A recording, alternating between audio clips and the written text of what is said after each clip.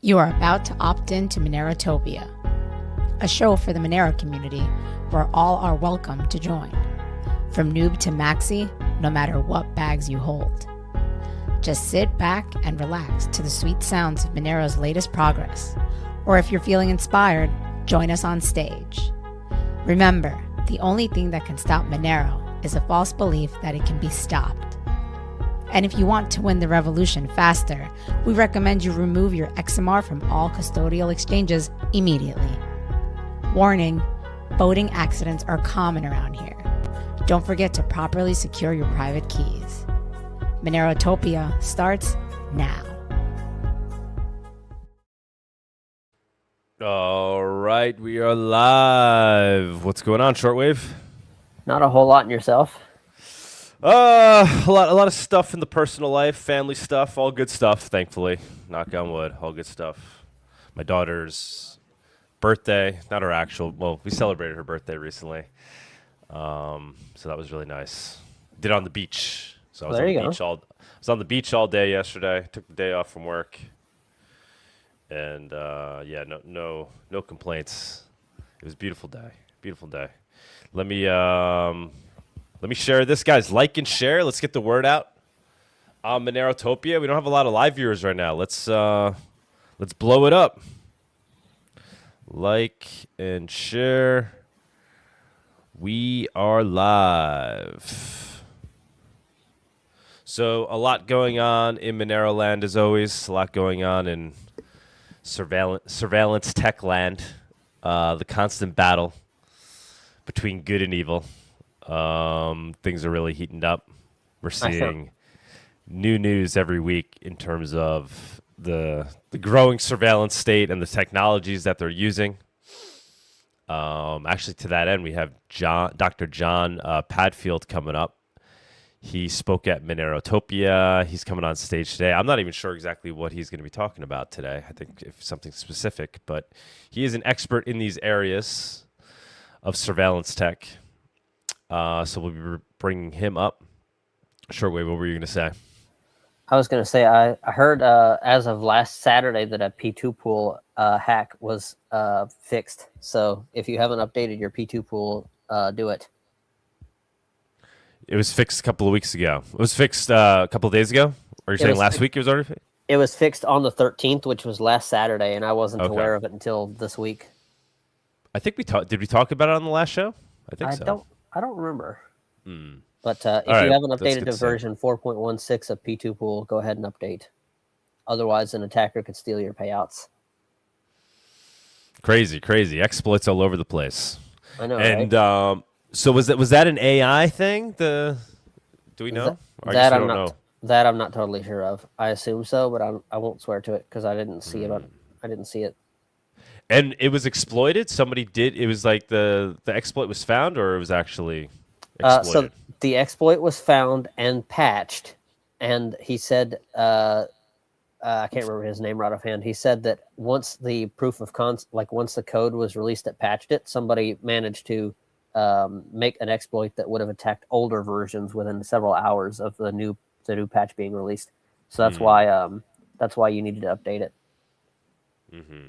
And then we had that second Haveno attack. Yep, we did that too. Right, hack. I don't know. Did we talk about that last week? I think that happened this week. I don't know. It's all a blur, man. There's so much happening. Yeah, I have a bunch of news items to bring up. What are the details on that? And have things recovered? It's still down for right now. I can't remember exactly what it had to do with. It was another arbitrator impersonation attack.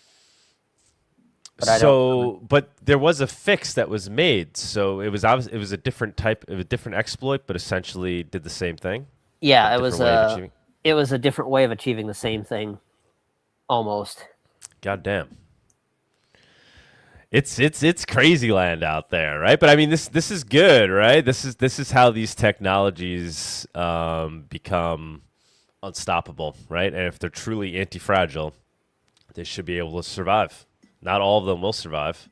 I certainly hope Haveno does, and I see no reason why fundamentally it can't. once these fixes are made, right? I said something. And there might be more issues too that are found eventually, but hopefully those holes will get plugged up as well. But yeah, Shortwave, what's your take on that? I mean, is the overall thesis still intact that a DEX like Haveno can survive? Yes, because that's the only way of getting it from fiat into Monero. So for crypto to crypto, there are other options, but for getting fiat into Monero, there is not a better option. So it has to continue to survive for that reason, if nothing else. So Right. that's the only way you're going to get gold backs into Monero, or gold or silver or fiat currency, like physical. Yeah. That's the only way to do it. Yeah, and it seems like the exploit is really around the multi-signature process and the escrow process, right? I don't really understand it that deeply. I gotta stop and look into it because I'm curious. I was XMR Bazaar, knock on wood. We've had our own issue. Well, we were booted from 1984 hosting. No real hacks. I mean, it's kind of hard to hack XMR Bazaar because at the end of the day, we really are just like a listing service. So there's not much damage you could even do. Everybody's holding their own crypto, holding their own keys. I mean, it's similar in Haveno, obviously. I mean, we do have the multi-signature process that takes place. But yeah, these aren't easy problems to solve, but I don't think they're unsolvable. They're just in the process of being perfected. You know the phrase, when it rains, it pours? Well, it doesn't seem like it's pouring. It seems like you're having the ocean dumped on you. So Haveno's still down, though? Currently, yes. Wow, okay. But is there a path forward? Yes, there is a patch in the works, but it has not been implemented quite yet, so it's not back up yet. Okay. I just saw Woodzer the other night at the Monero meetup, or the Privacy Tech meetup in the city at PubKey. And he was happy and good spirits that things are back up and running with Haveno from the first exploit. So sad to see. It's unfortunate, but I mean, these things inevitably are going to happen. If there's weaknesses, they will be exploited. At least the second one was smaller than the first one. Yeah. I mean, the real issue is if we weren't reacting and fixing them, and but Haveno seems to be on top of it. Actually, so I do see we have Bawdy backstage. Let me bring him up because he might not have a lot of time. I know he's on the road. All right. Bawdy, are you there? Bawdy might just be doing something in the background. Hey, sorry. Yeah, I'm here. Hey, all right. He's alive. Bawdy's alive. I survived. How's it going, brother? Where are you? Where'd you end up? We ended the last show of tell me a place and I'm going there. Yeah. It was like roll the dice. It turned out the cheapest ticket to anywhere was Prague. Or sorry, it was from Prague to Pisa. So we went and saw the whole in Italy. Leaning Tower. Oh, beautiful. Pretty cool. It actually just so happened to be their town celebration, the patron saint. Oh my God, that's the awesome. Name of their patron saint. I'm so bad with those kinds of names. Okay, so we flew in, and it just so happened to be like the night of that celebration. So they did like cool fireworks and. Oh, beautiful!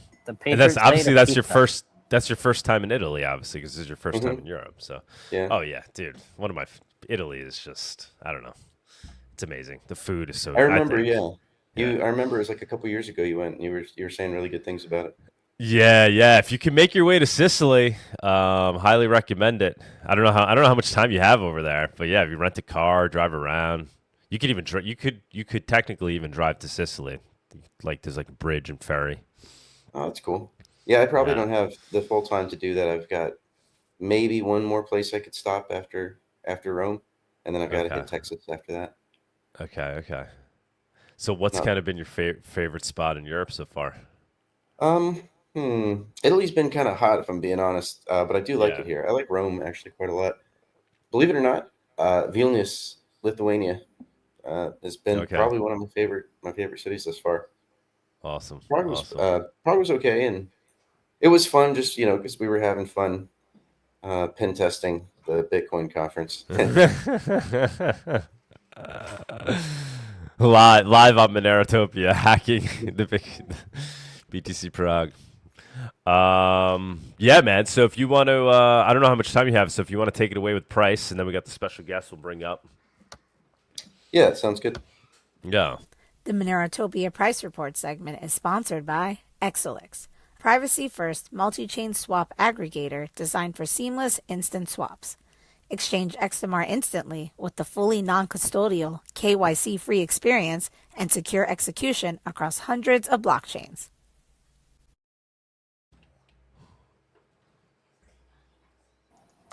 How long are we Alright. going to keep dipping there, Sir Body? How long is the dip? When will the dip stop dipping? No one can say, right? As far as Monero's concerned, I guess it's a dip.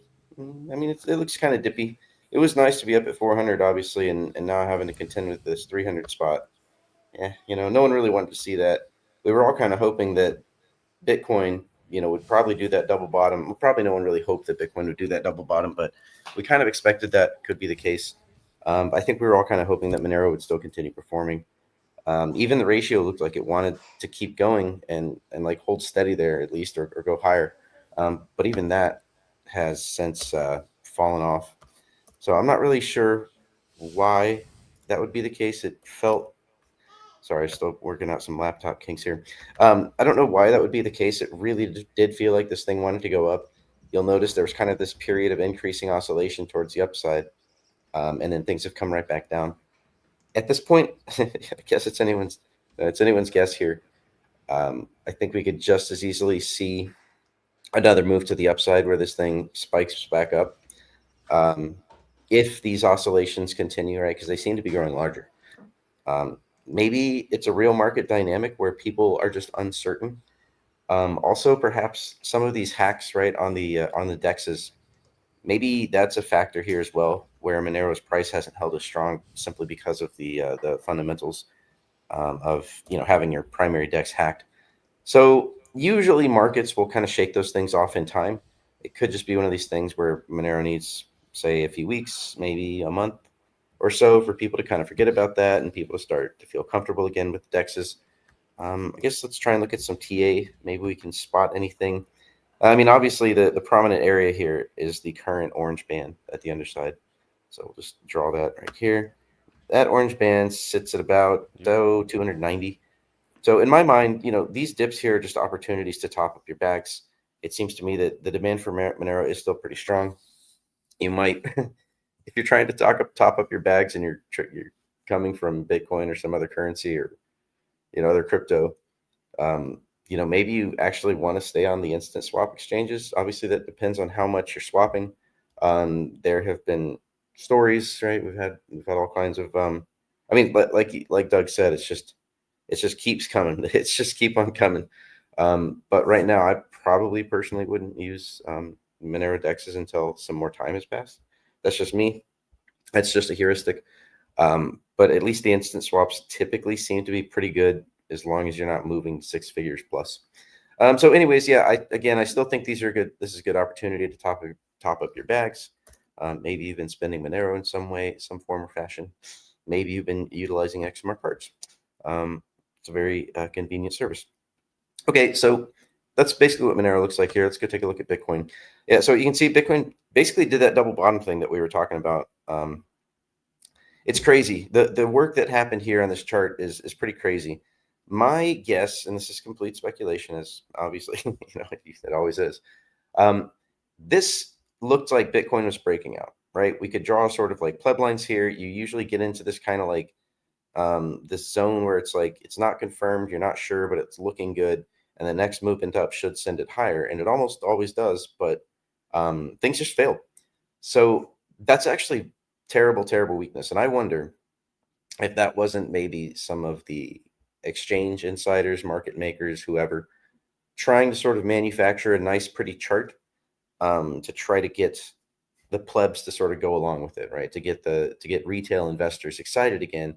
Like, that was the bottom of the bear market. Everybody, get back in, buy. But then maybe there just wasn't enough demand, right? Maybe it just couldn't be sustained. And those guys aren't going to lose money, or they're not going to lose money for long. So then it just fell off, crushed, death. So right now this chart doesn't look good at all. It's maybe not the easiest to see. Let's go on the 4 hour. It's maybe not. So the green line obviously is our lower boundary, the Bitcoin regression boundary. again, there's some fuzz to this line, and I think, we learned that in the last bear market where we didn't perfectly touch the line, like within, a few percents. And I think it's, again, the way that I derive this line needs one tweak to change it. So there is an amount of fuzz here on whether this line is the real regression lower boundary or not. Anyways, it wouldn't be surprising at all at this point to hit this line. You can see here on the shorter time frames, Bitcoin is now below the lower standard deviation, the orange bands there, and it came up and made a touch and then came back down. There is a level of short-term stabilization that's happened here, so maybe we could find a way to believe that things could stabilize and go back up. I probably wouldn't make that gamble, like if it was just a trade. At the same time, this is kind of the place that you really would want to be buying. Like, this is where you would be accumulating bags. Same story for Monero, right? We're probably getting close to the 4-year cycle, end of the bear market. Maybe hit a floor in August or September, who knows? But this is the kind of place we're so close to this green line. This is where you buy, right? You DCA when you're close to this green line. So even though things are bad, and I can't tell you how much longer they're going to be bad, you would technically, theoretically buy at these levels. And then just, obviously buy with money that you're comfortable with not looking at for some period of time, probably at least a year. We can also see crypto total looks pretty bad as well. This thing now looks like it wants to break down even further. This is kind of a very similar pattern. You break below the lower standard deviation bands, and then you come up and touch them from the underside for just a moment, and then you fall back down, and usually that implies further downside. So, technicals on crypto aren't looking good, even the fundamentals. So now if we're going to start to consider what has happened with Iran, peace has broken out, right? The news today or yesterday was that the United States government is clearing their part of the blockade of the Straits of Hormuz. And there's still some jawboning about, what was the real reason and who actually won this war? And everyone's going to claim that they won the war and got their objectives met. Doesn't matter. The war is over. Ding dong, the witch is dead or something like that. And then oil fell out of its pennant, out of its sort of compressing volatility structure. And obviously, one of the most interesting things I think about the oil price with the Iran war is that it doesn't seem like the market ever actually really believed Trump and the White House that they were really intending to push this thing hard. And it seems like the market believed that the oil reserves would be enough to sort of make it through this war before like anything major happened, because the price of oil only made it up to like 118, 120. Like, that's the highest spikes. If we go back to like 2012 or 2011, oil spiked up to 150 on the global energy crisis, or sorry, just the global crisis in general, the banking crisis. So it's really interesting. It seems like the market just didn't really believe that this was going to escalate, and I don't know if that's true or not, but the way the price action unfolded certainly kind of seems that way. So oil currently sitting at 76.5. That's actually just fine for risk markets. That's just fine for like macro stability kind of stuff. Gold is still having some problems. I think, to me, this looks, so I just drew this today. To me, this looks, or actually I drew this a few days ago. This looks like a falling wedge to me. And it's kind of like a bear flag. It looks a little bit, a bull flag. It looks a little bit like a bull flag, right? You go up and then you have this flag where you're kind of making lower lows, but then eventually it stops, reverses, and goes up. That might be a bit ambitious to say that, but at the moment the dollar index is performing significantly. So that's kind of with the Dixie going up. These are mostly anti-correlated. They tend to be anti-correlated. With the Dixie going up, that's kind of weighing negatively on gold. So the dollar is actually strong right now. And it's also looking like it's breaking out of previous patterns. We have to remember that currency markets tend to move very slow. So even though it's looking like it's breaking out, this thing might take its time with doing that. And it even kind of faked us out. If you guys remember, a few months ago, we thought, hey, we're breaking out of these lower standard deviation bands. Maybe things should start going up. But then the Iran war kicked off and the oil thing and all that. So I think that caused a bit of a divergence from what we might have expected. Anyways, Dixie does seem to be going up, and that does seem to be preventing the gold price from going up. Although I would like to tell myself that the gold bull is not over and that we're not going to go back down to like price is like 3,000, but who knows? That's hard to say. I feel like gold didn't really get a good topping signal, good topping action. It did have some sort of interim things where we can look at how far it gets above these purple lines and say, yeah, that's toppy, along with this big spike here.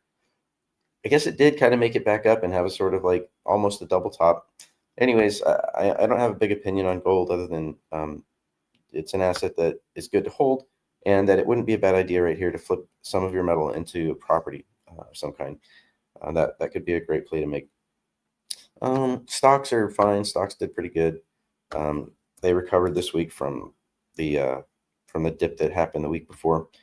And so they're not at all-time highs, but they're close. Like, this was a healthy dip. This is a totally normal dip. And you should expect stocks to continue performing. What's the only thing that's performing here, guys? It continues to be stocks. It's not commodities anymore. It's not oil. It's not gold. It's not crypto. And that is a little bit concerning for Bitcoin and crypto, because you have to stop and say to yourself, well, every single scenario that is unfolded, crypto has gone down or had problems, just hasn't done anything. Whether that was oil low, oil high, stocks good, stocks pullback, no configuration of the market seems to have really been able to get people interested in crypto. I wouldn't say that crypto is going to die or anything. That's not what we're here to say. It's more just that, like, I am concerned about how many more people are really truly interested in doing the whole Bitcoin thing, right? I think there's a lot of market cap and money that could still move into Monero, because Monero does special things.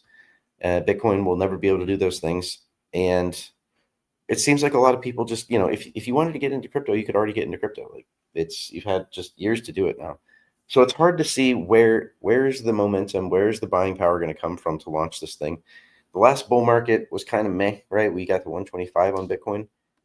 That's way below what we hoped could have happened. But a lot of people in Monero, a lot of us don't really care that much about the Bitcoin price anyways. We don't really care if it gets that high.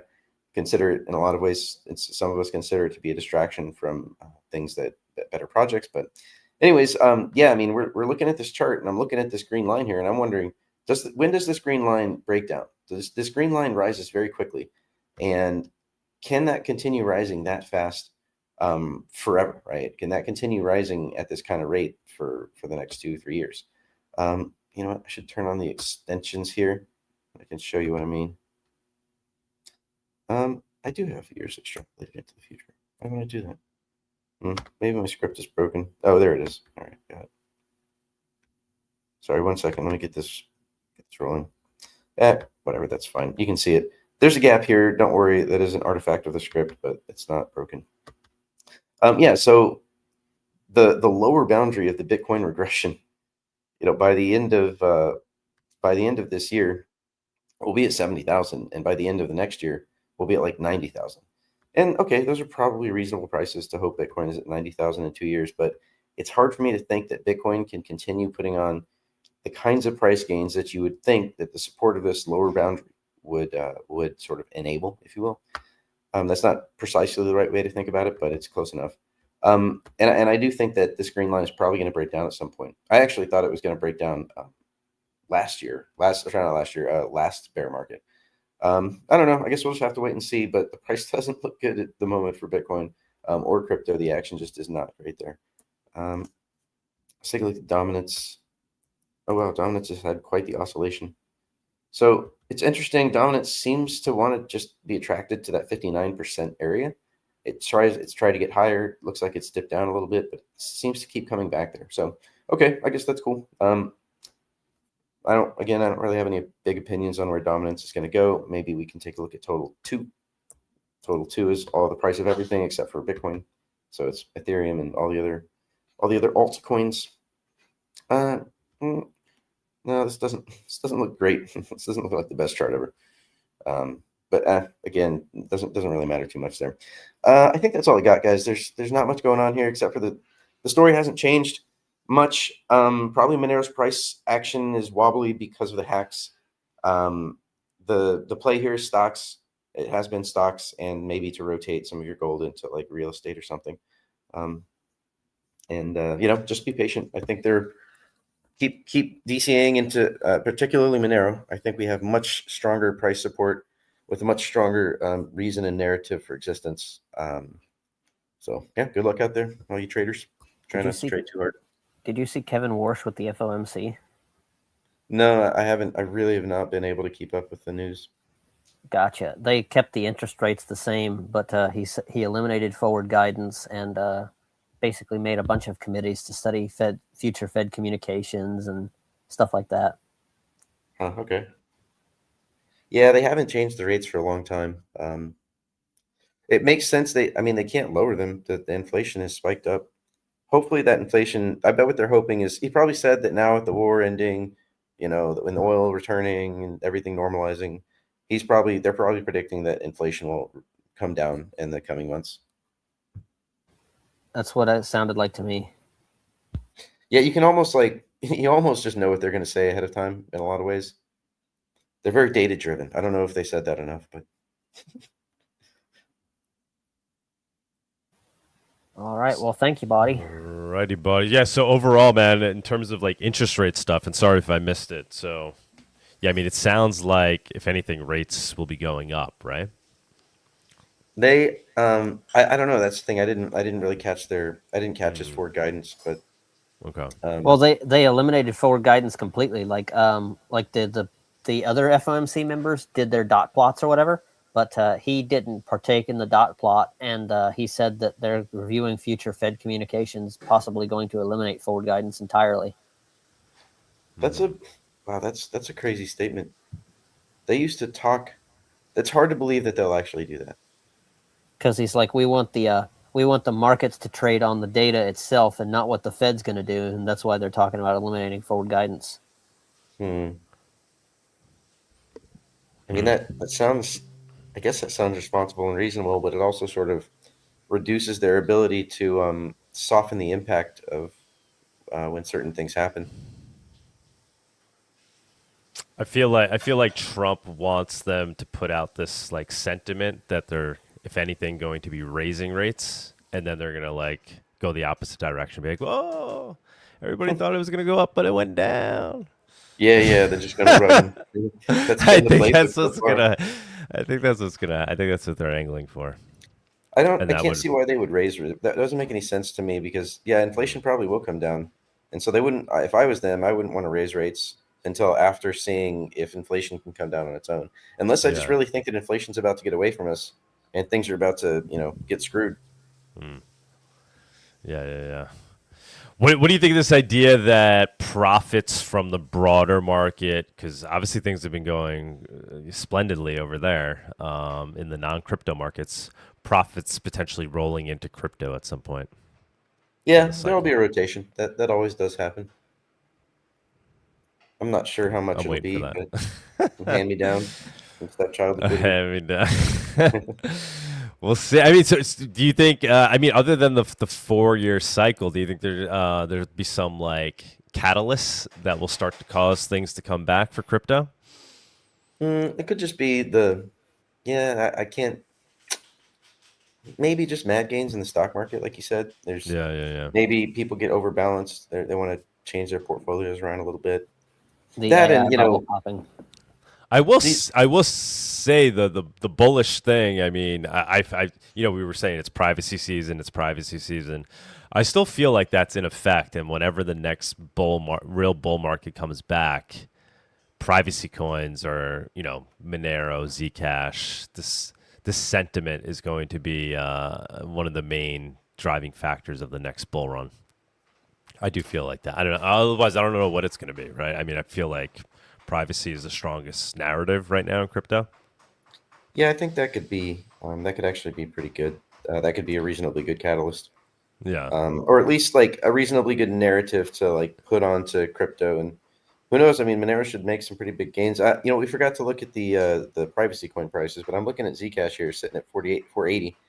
Man, this thing crashed, and then I think they just put the stops down, put the floor on it, and then forced it back up. I really think they're just going to keep propping this coin up. Barry Silbert special. Yeah. All right, buddy. We'll let you go because we'll bring up Dr. Jon. I know his time is limited as well. All right, guys. Well, thanks for having me. Obviously, stick around if you can. Enjoy the rest of your time in Italy, man. Yeah, no, we're about to head enjoy out the wine. Go get some scooters and just ride around the city. It's hot out here, so it's finally cooled down in the evening. So we're gonna go ride the city. Jealous. You're loving the food though too, right? The food. The wine. Yeah, it's great. Yeah. I even had an Italian hamburger for lunch today. It was pretty good. I know we can't go to Italy and eat hamburgers, but they do everything better over there, in my opinion. I don't know. The food is just fantastic. All right, man. Enjoy. Life doesn't get any better than that. So have a good time, man. All right. Yep. Let's. The Monerotopia guest segment is sponsored by Cake Wallet. Store, send, receive, and exchange your Monero and Bitcoin safely on iOS and Android too. Cake Wallet is open source, and you always control your own keys.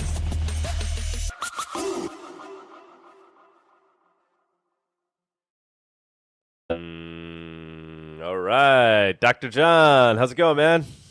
Going great. Thank you for the invitation to show up and talk to you and your audience. Yes. Thanks for doing it. Sorry for making you wait there a little bit. We just Bawdy was on limited time as well, so we wanted to get our price segment in there. No problem at all. I completely understand. I'm on my way to Pittsburgh right now. I'm going to be speaking this evening at a live free event at a community center in Pittsburgh and talking about surveillance there. I've had a lot going on this past week. On Tuesday, I'm going to be on with Canadian Prepper on YouTube doing a podcast with him. And then on Wednesday, I'm going to be doing an education seminar for a citizen review board for people that are overseeing the way that police are using flock cameras down in Georgia. Amazing, man. Why don't you quickly give everybody your background?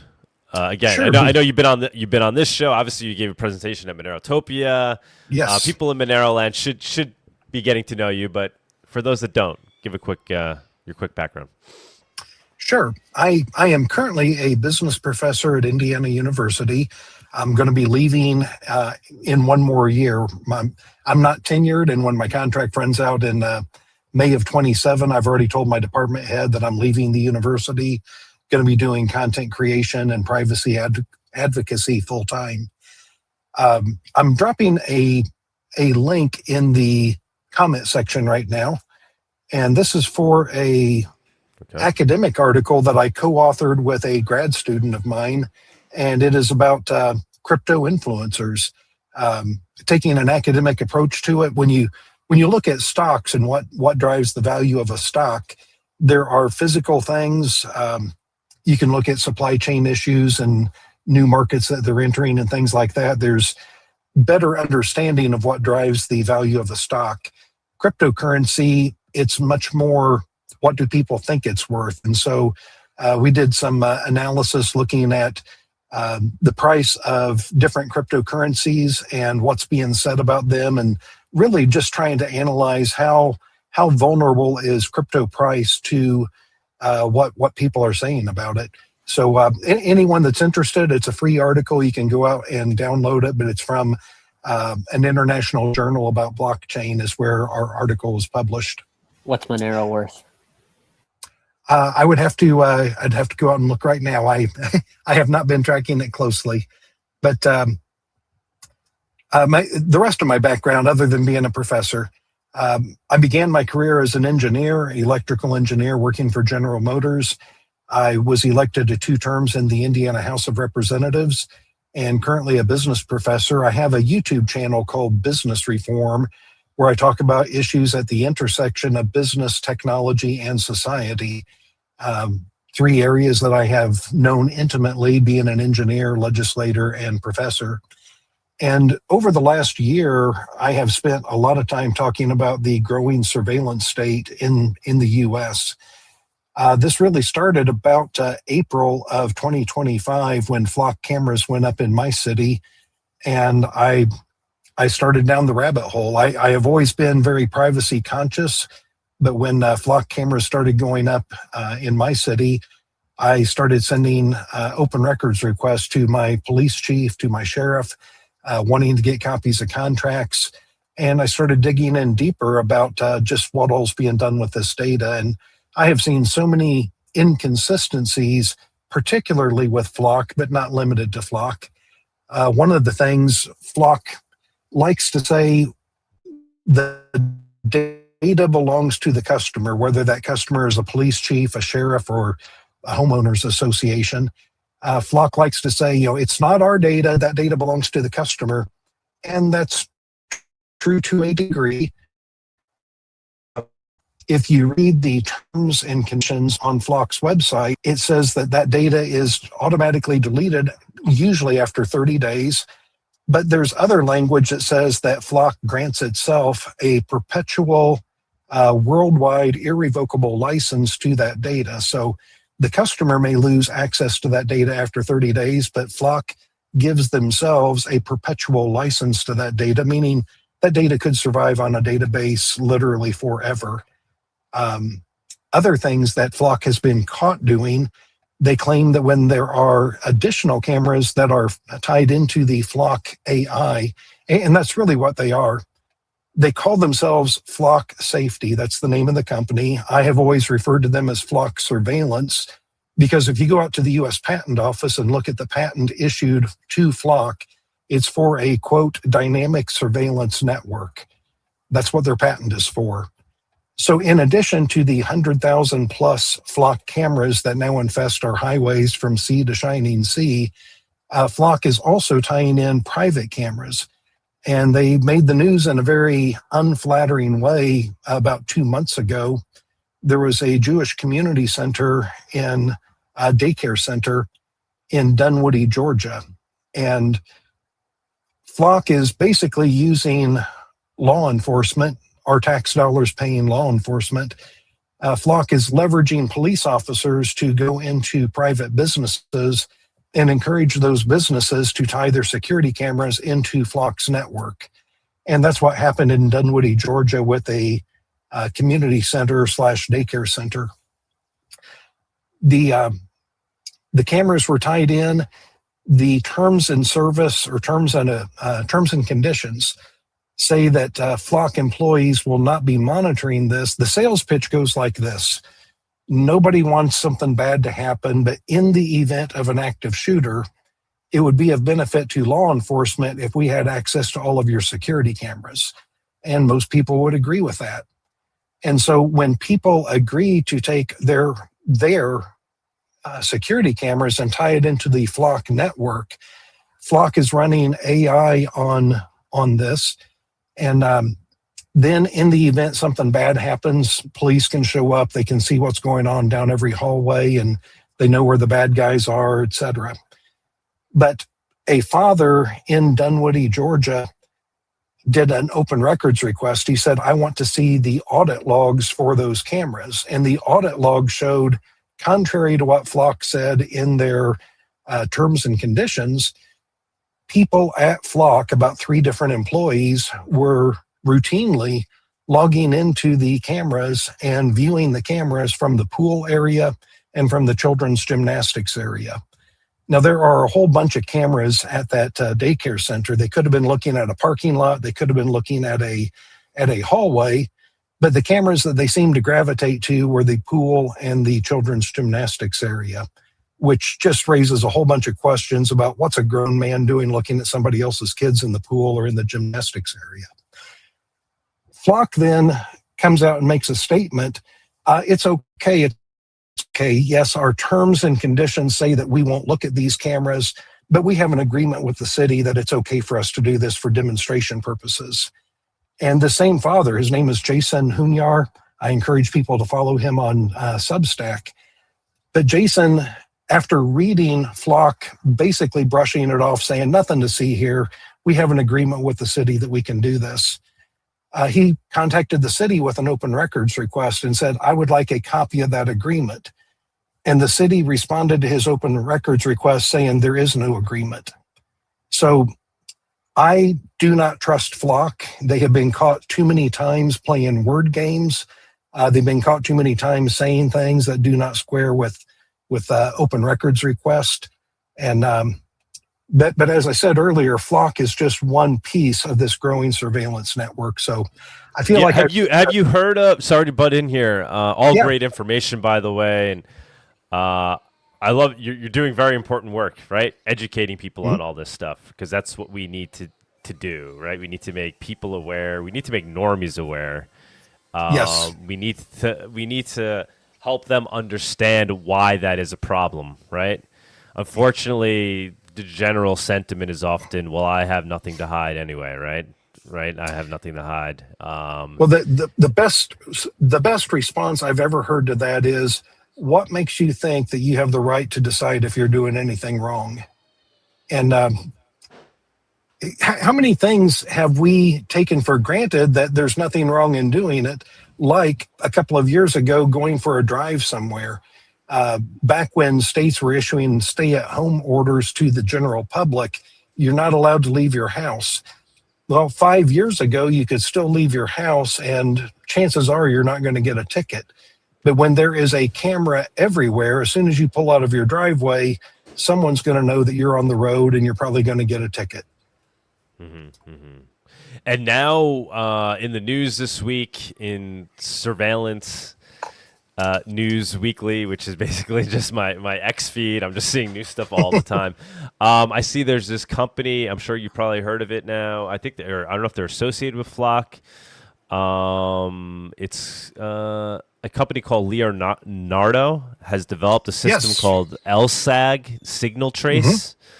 And so basically, right, similar to Flock, or I guess they even connect these devices to Flock, and they have the ability to trace all the signals your car is emitting, basically all the Bluetooth and whatnot signals that your car is emitting, and kind of identifying your car in that manner based on the signals that it's putting out from your various devices.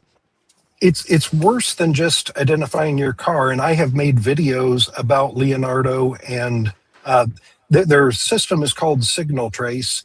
Leonardo is a competitor of Flock. They also make license plate readers, but unlike Flock license plate readers that you see on a pole alongside the road, you hardly ever see a Leonardo license plate reader because they are designed to be hidden.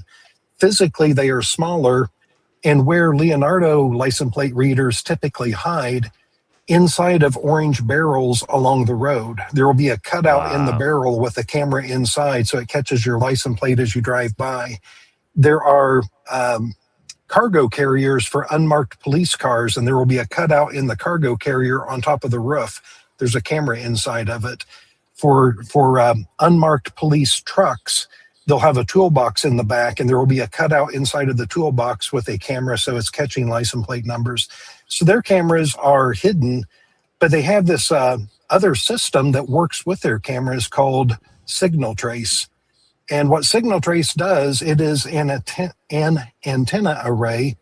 It looks like a white panel. I've never measured one, but probably 10 inches by 10 inches, maybe 12 by 12.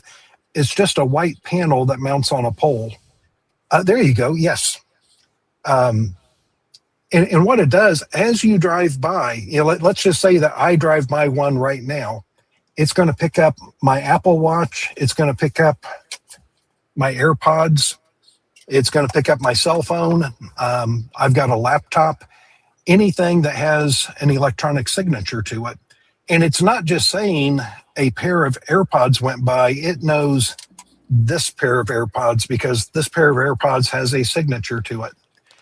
So all of my devices get associated to my license plate. And every time I drive by it, it will take inventory of everything in my car.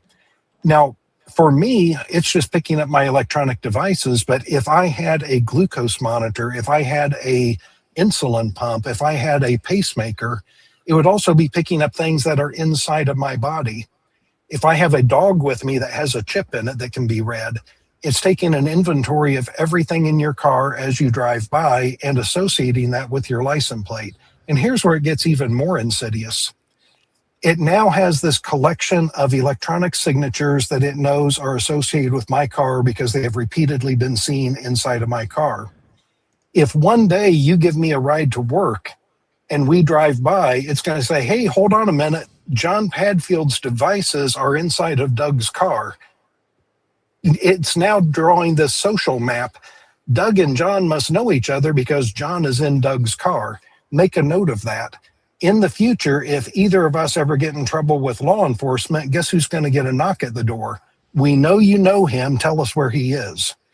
And I just... I could just, you know, you could just picture... They're basically... This is all going into the same database at the end of the day, right? Yes. And they're building a profile on every single person in this country.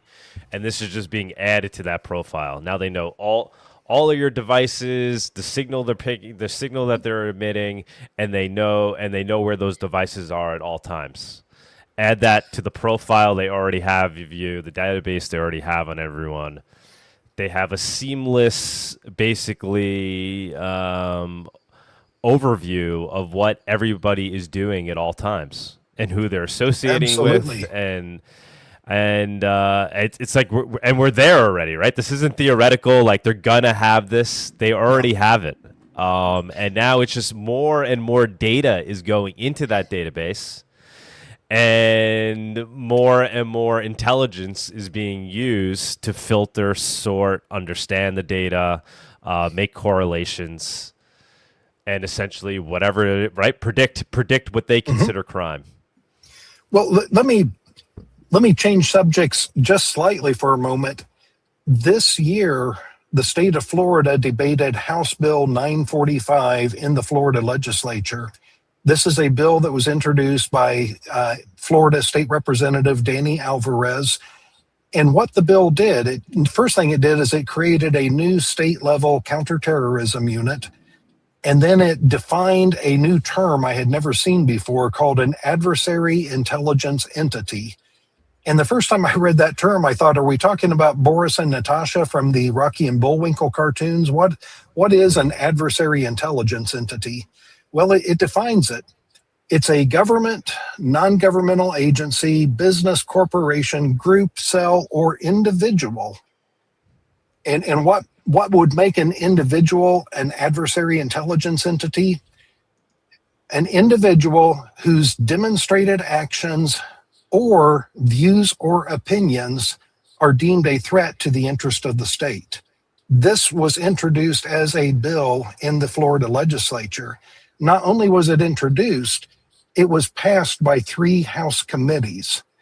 Thankfully, it stalled and did not pass the entire House, but it passed through 3 House committees before it ran out of steam. Think about what that does. An individual whose views or opinions are deemed a threat to the interest of the state, that person's being targeted. And the bill specifically says these people are going to be identified through, quote, pattern of life data. What is pattern of life data? Okay, here's where I drive. The government knows where I drive because flock cameras. Here's who's in my car. They know that through LSAG, the signal trace technology from Leonardo. Here's what I'm reading online. Here's what I'm watching online. Here's what I'm posting online. Here's what I've purchased. They know that because they're getting data from the credit card companies. So what I buy, where I go, who I talk to, what I read, all of that information is being collected and analyzed by AI to determine my pattern of life and decide, are my views a threat to the interest of the state? And if so, I would have been penalized under this bill that was introduced and nearly became law in Florida this year. It's terrifying. And like I said before, the most terrifying aspect of all this is most people don't care. The sheeple are, you know, you sound like a conspiracy theorist. You sound, you know, tinfoil hat. Even like it's like right in their face. Or, you know, well, don't you want to live in a safe neighborhood? Don't you want, you know, things to be as safe as possible? Don't you want to protect the kids? Don't you want to protect the innocent people? I have to elaborate on what you just said. It's so difficult to convince people like that, and it's so sad that you have to convince them of the fact that they are slaves in this system, and of the fact that this is going to be, and already is being used, to completely control and manipulate society. Because that's what it really comes down to. It comes down to, with this power of surveillance, it allows these centralized authorities to basically have ultimate control of where society goes. And you may feel free, right? You could turn on that Netflix and stream it whenever you want. You could watch the World Cup. You know, you could go order your Uber Eats and it comes to the door, and like, wow, things feel great, right? This is paradise. But not realizing all you've ultimately given up, and where that will ultimately lead society. And ultimately we'll be at a point where once you do realize it, it's too late. Exactly. And of everything that you just said there, probably the part that grates on me the most is when I see legislation being introduced for the children. We have to have age verification on everything. Maybe we can just tie your digital ID to it so that we can make sure that we protect children. The people in office today absolutely positively refuse to go after known child predators from a famous island in the Caribbean. We've got the data. We have all of these records, and they refuse to go after known child predators. But you and I have to have digital IDs. We have to use that to log into websites, news websites. The UK's even further along than what we are. But we have to have age verification on everything now because we're so concerned about the children that we didn't give a crap about when they're being abused in the Caribbean. Mm-hmm. So true. I mean, the hypocrisy is insane. Right in our face, they're doing it. Yep. Roundabout, when did cars start being made with electronics that these cameras are capable of IDing? I mean, yeah, it's not even about that, right? It's about the devices you're carrying. So you could be driving around in the original Model T. They'll still be able to track and trace your movements because you're probably going to have your iPhone in your pocket. Well, let me elaborate on that comment. If you want a car that does not spy on you, now this is separate from having license plate readers everywhere that are recording your movements. If you want a car that does not spy on you, you're going to have to go back to the early 2000s. Right now, the car that I'm sitting in at the moment is a 2017, and there's a website. I'm gonna, if you don't mind, I'm gonna drop a website in the chat box. Yeah, I wish I could just bring them. They're hard to bring up the links. Can you put it in the? All right, yeah, go ahead. Drop it in there. I'll see if I can just type it in.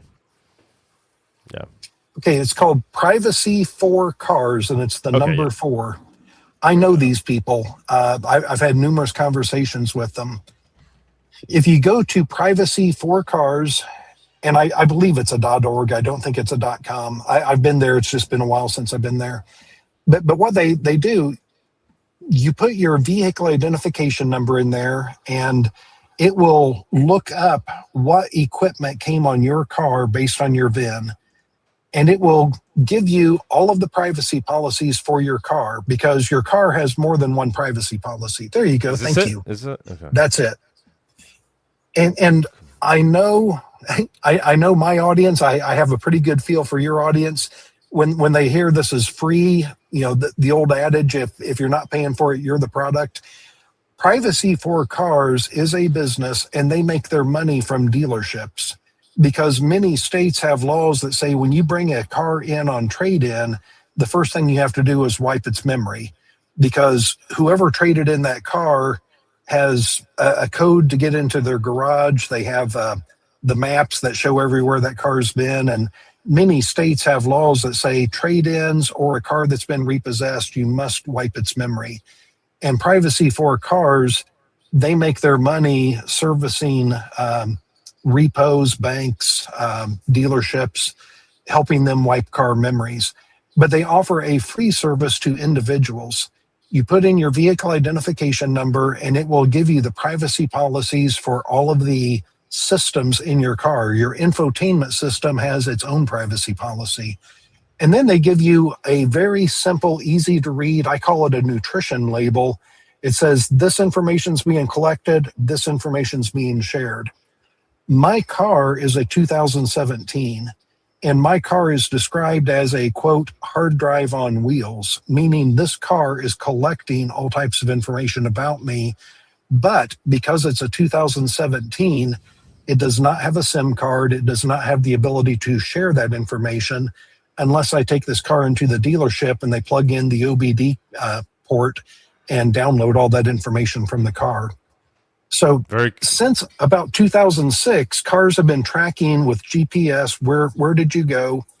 And it gets worse because nowadays cars have cameras built into them to make sure that you're paying attention to the road. But I just wanted to share this with the gentleman that or woman I didn't see who raised the question. But privacy for cars, this will tell you what your car is collecting on you. Very cool. I'm trying to find where it is that you can find about info about your own car. I guess it's somewhere on the site. I got to try that out.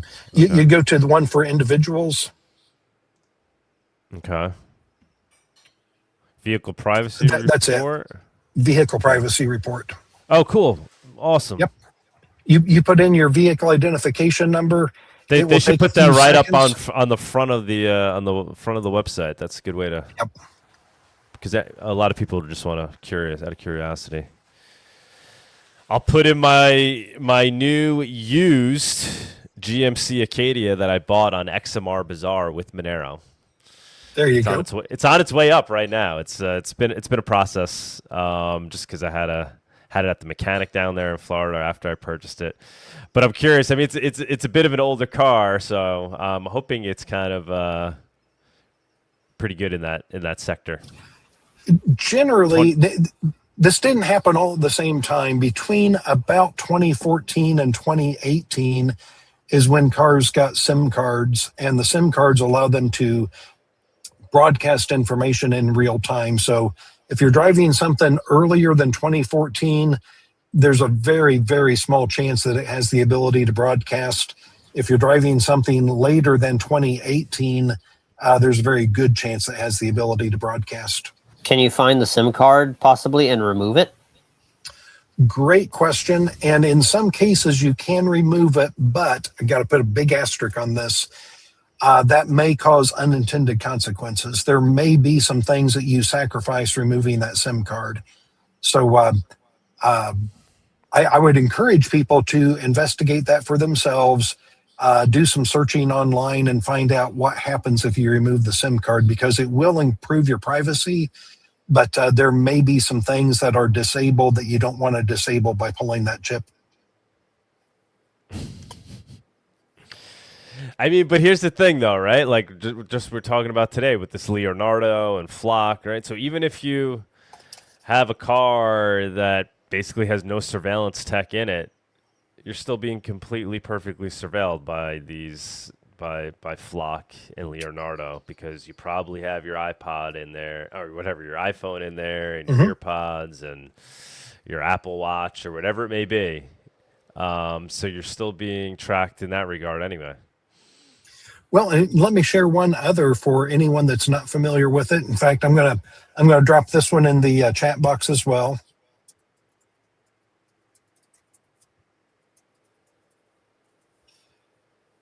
And I encourage everyone to go take a look at this. The website is called fogdatascience.com. And what they are a law enforcement subscription service. And for a small police department, small county, it may only cost $10,000 a year of our tax dollars for a small sheriff's department to go out and get access to Fog Data Science. What Fog Data Science does, if you have a device ID, now device ID is different than a phone number, but you get somebody's device ID for their phone and you enter that in Fog Data Science. There you go. That's it. You enter the device ID and you can pull up everywhere that phone has been for years. So if somebody had my device ID, they could look and see in real time, where is my phone? And then they can just start running the clock backwards. Where was my phone yesterday? Where was it last month, last year? And they can tell within a matter of feet where that phone has been. And I was having a conversation with a reporter from Bloomberg. This has been, well, it was while I was down in Mexico City, is clear back in February at Monerotopia. Oh, really? Okay. I had a interview with a Bloomberg reporter back then. The story I don't think ever got published. Some other things happened, and that's a long story. But anyway, when I was talking to the reporter, I told him about fog data science and the ability to do a geofence. You could look at a store and just say, last Thursday between noon and 1, I wanted to know who was in this convenience store. So someone that has a subscription to fog data science could go on a map, draw a circle around this convenience store, and look to see what phones went into that store during a certain time period. And then they could follow one of those phones home, because in real time, they can say, I'm interested in this device. When it left this convenience store, where did it go? It went to this shopping mall, then this gas station, then this house, spent the night at that house. The next morning, it went to this location for work. And I told the reporter, or I asked the reporter, do you ever get whistleblowers feeding you information? And there's kind of a nervous chuckle, and yeah, sometimes. I said, do you realize how easy it would be to track that person down? If I were big tech and you ran a story critical of me and I had access to fog data science, all I have to do is, if I know where you live, I will look and see what phones are at your house. That's how I find your device ID number. Your phone number is irrelevant. I will find your device ID number by knowing where you live and seeing what devices spend the night at your house. Then I'll follow you to work. And if you run a critical story of me, you probably didn't sit on that for 6 months. You probably just got this information within the last week or two. So I'll just follow your phone around for 2 weeks. And that one afternoon that you went to the park and sat on the north end of that bench in the park, and after 10 minutes, another phone came up and sat beside you for 20 minutes, that may have been the whistleblower. So I'll follow that phone back to where it goes to work. And sure enough, I recognize that address. I just found the whistleblower. Now I'll follow that phone to when it goes home and find out who that person is. So we can be tracked by our license plates. We can be tracked by our electronic devices. We can be tracked by fog data science. On and on it goes. And this is what I'm trying to make people aware of. We're not just being tracked by one or two technologies. These technologies are proliferating to where it's getting harder and harder to even have a conversation with someone without it being overheard. One other technology I'll bring up, Flock, in addition to all of their cameras, there is a product called Flock Raven. And I have photos of these out along walking trails. They are cloud-enabled, AI-powered microphones that can be put anywhere. Just like Flock cameras, they're solar-powered. They're LTE-enabled, so they're connected to the cloud. And originally, this is a different company called ShotSpotter. But what ShotSpotter was, that goes back probably 20 years. They were microphones that were tuned to listen for gunshots. And if they hear a gunshot, they would automatically call the police. Well, originally, Flock Raven was for gunshot detection. And then they pushed a software update to it. So now they listen for sounds of aggression or sounds of distress. I can't remember their marketing term. But my first question is, what is sound of aggression? If my wife and I were walking along a hiking trail and there's not another soul anywhere around us, we can see in all directions, we're out in the woods on a walking trail. If we got into an argument, is Flock Raven going to call the police on us because it heard sounds of aggression? I don't know. Does that mean somebody raised their voice? Does it mean somebody uttered a threat? I don't know what sounds of aggression are. But this has the ability to summon authorities if it hears sounds of aggression. And we're one software update away from you were talking about something that you shouldn't be talking about. We're calling the cops. Because if you can listen to sounds of aggression, you can listen to conversations. And these things can so easily be programmed with keywords.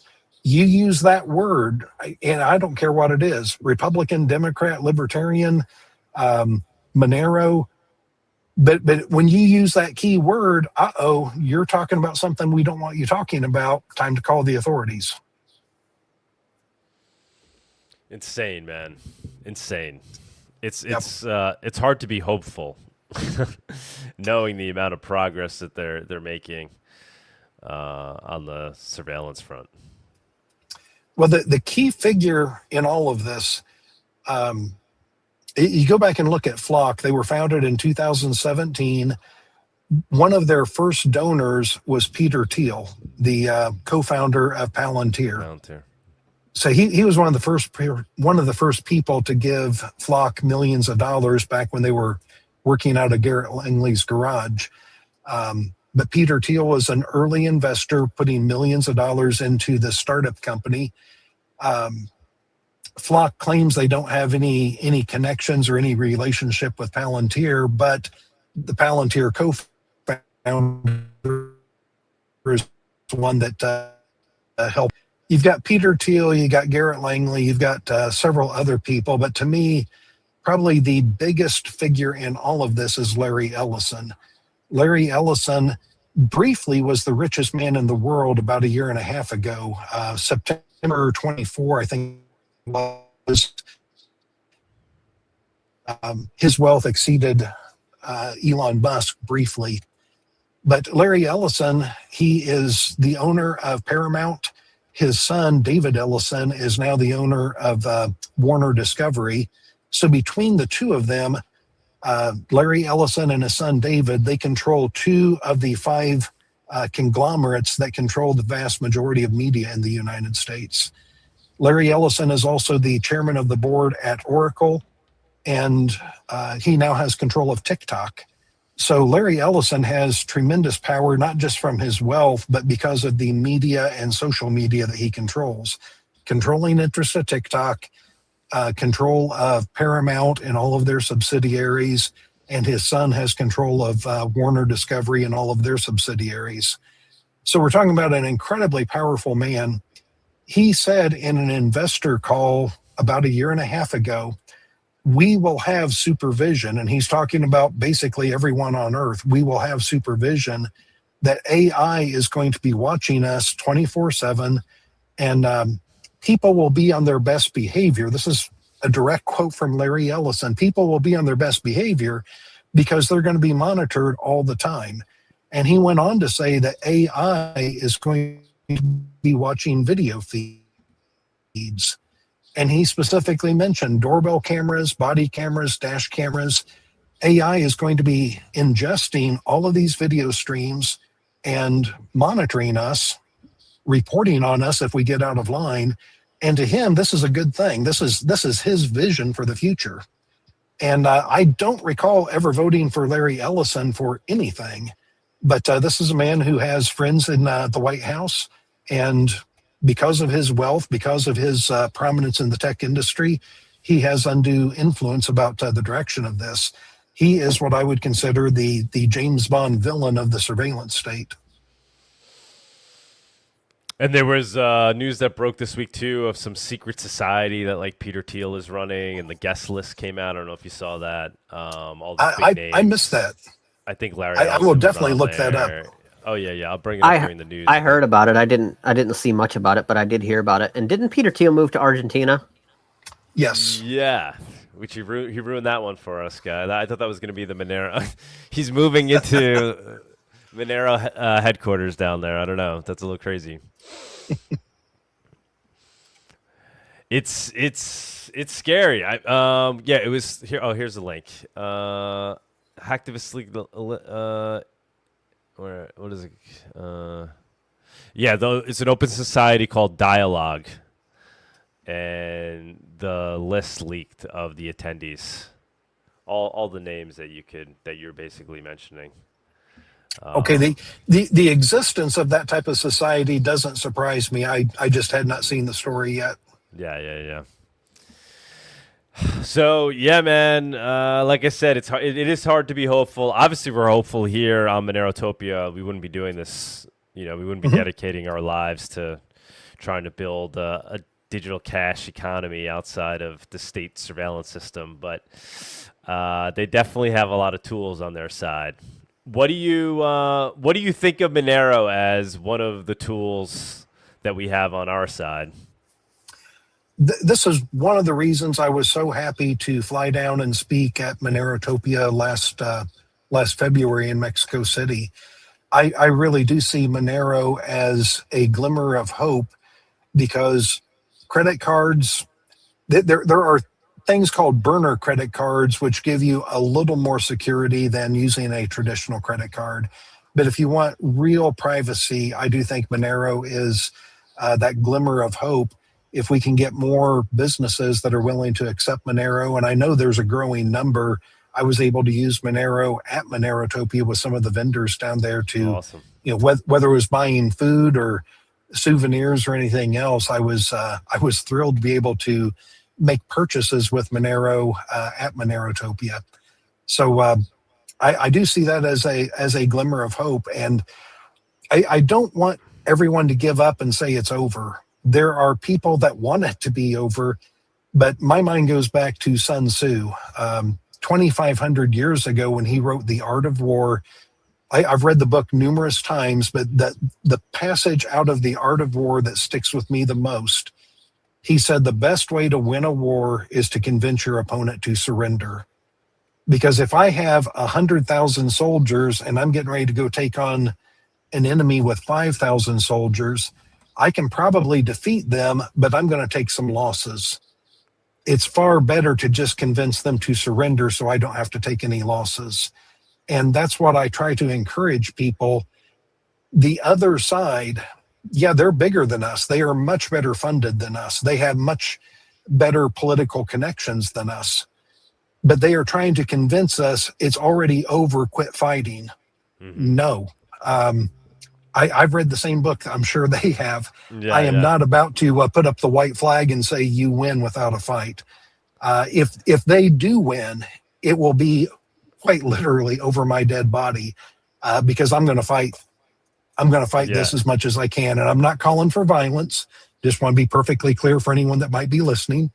But I will fight this the rest of my life. And so if they win, it's going to be they have to fight to win. I am not going to surrender.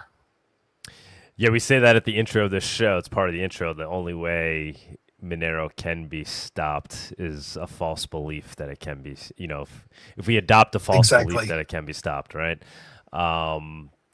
So yeah, that is the way. That is the way forward. We have to be optimistic about these things, and realize we do have some fundamental things on our side, right? We have the numbers. We have there's way more of us than them, and we have this liberating, equalizing tech that's more powerful than anything they can summon.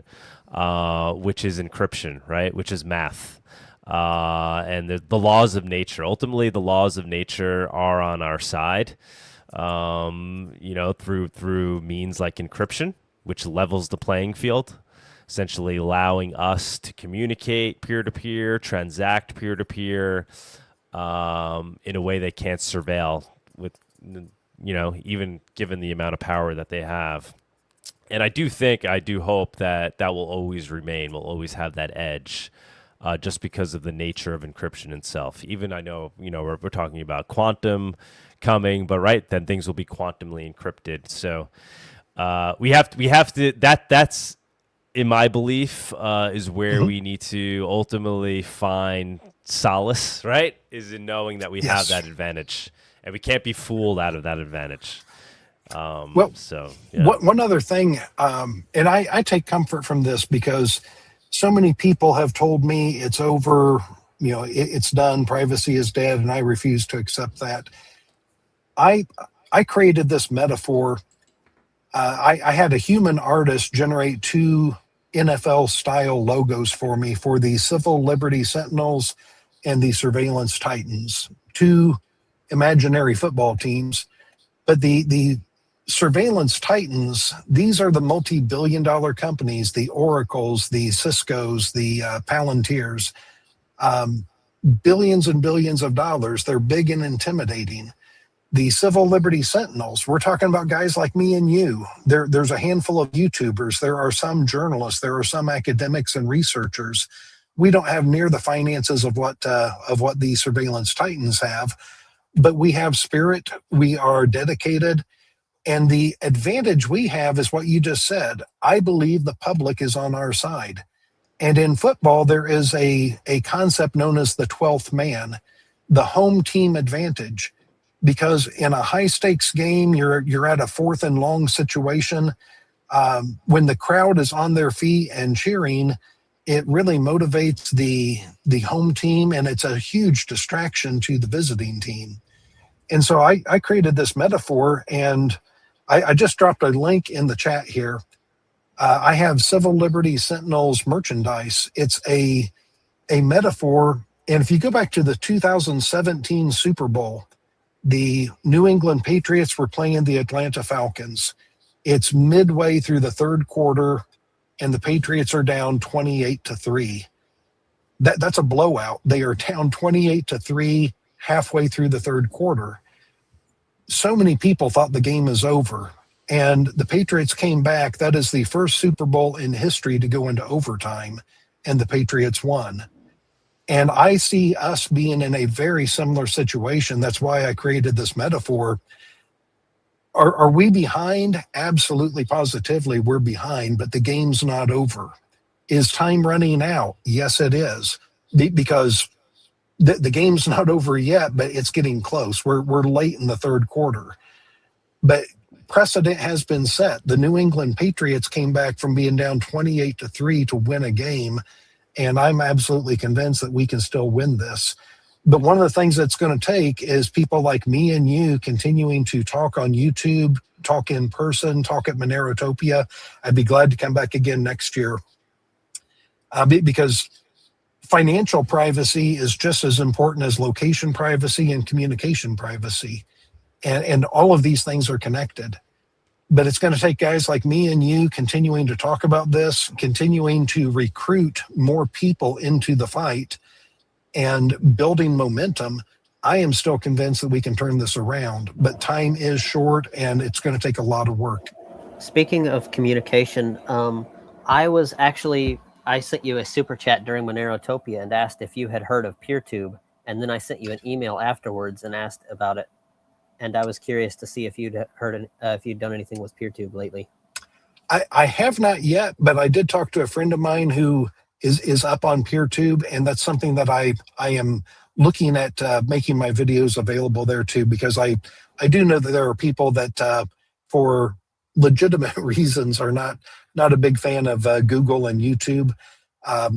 I'm not a big fan of TikTok, but I do have a TikTok account because I'm trying to reach people on TikTok. But to your point about PeerTube, and thank you for bringing that up again, PeerTube is something that I'm going to make a concerted effort to get my videos out there on PeerTube, because I'm sure that there are people like yourself that may not want to patronize YouTube, and I do want to make it available to absolutely everyone. So thank you for that reminder, and I will get with my social media director and see what we have to do to get them out on PeerTube.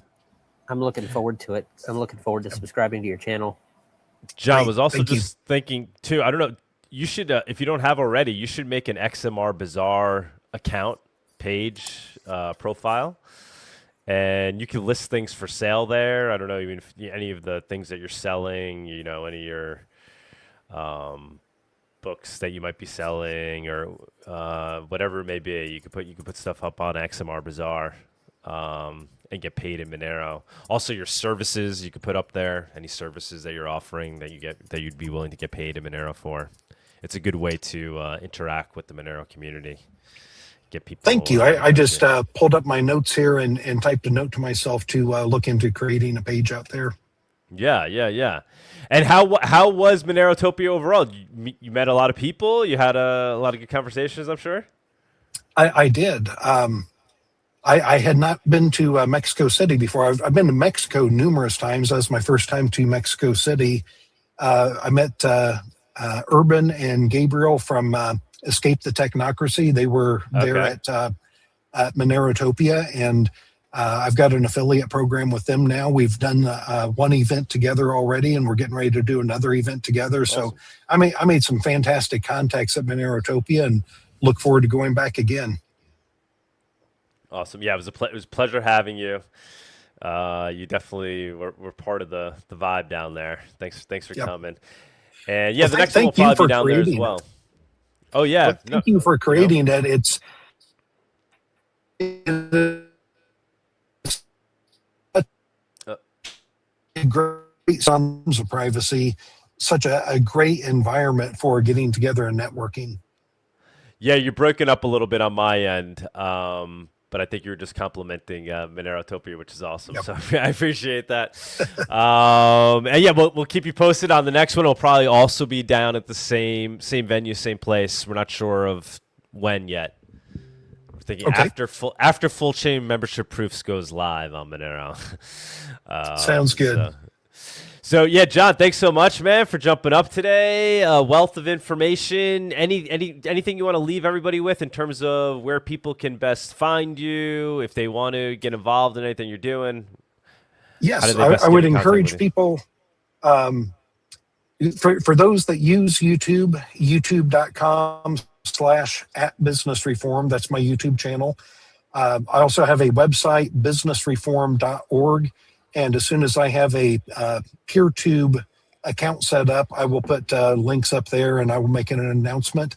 Also, I'm going to be on tour this summer. I'm going to 19 cities across the western United States. That runs from mid-July to mid-August, 28 days straight. I'm going to be on the road doing 19 live speaking events.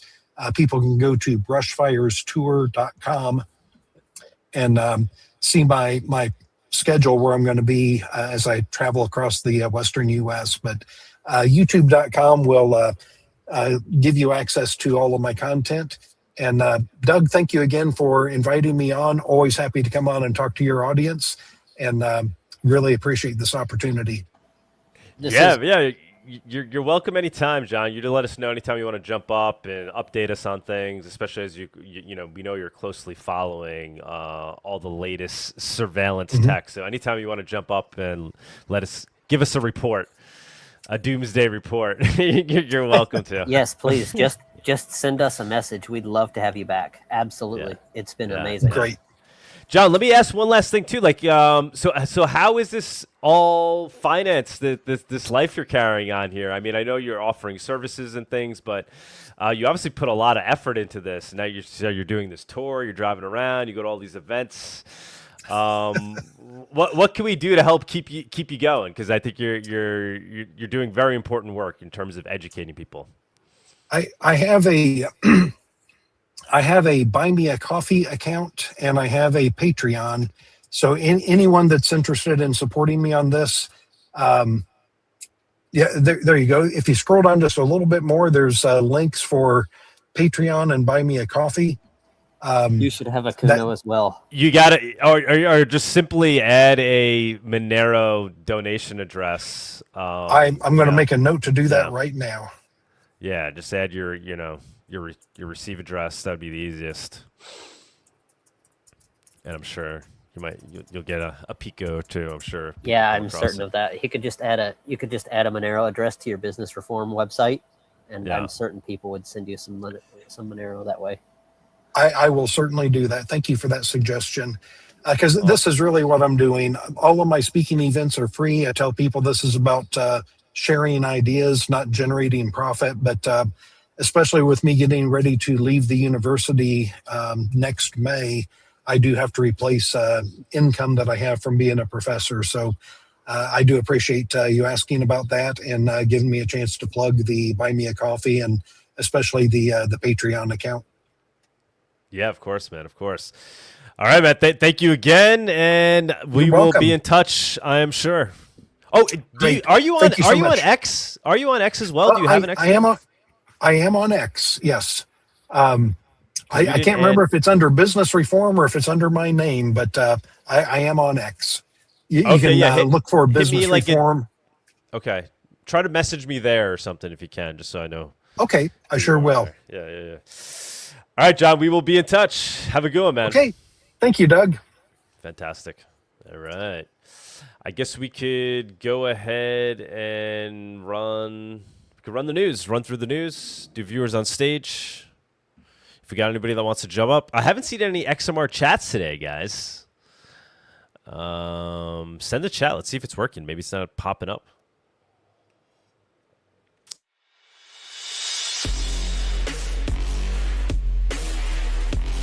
The Monerotopia Weekly News segment is sponsored by WizardSwap.io, a non-custodial cryptocurrency exchange.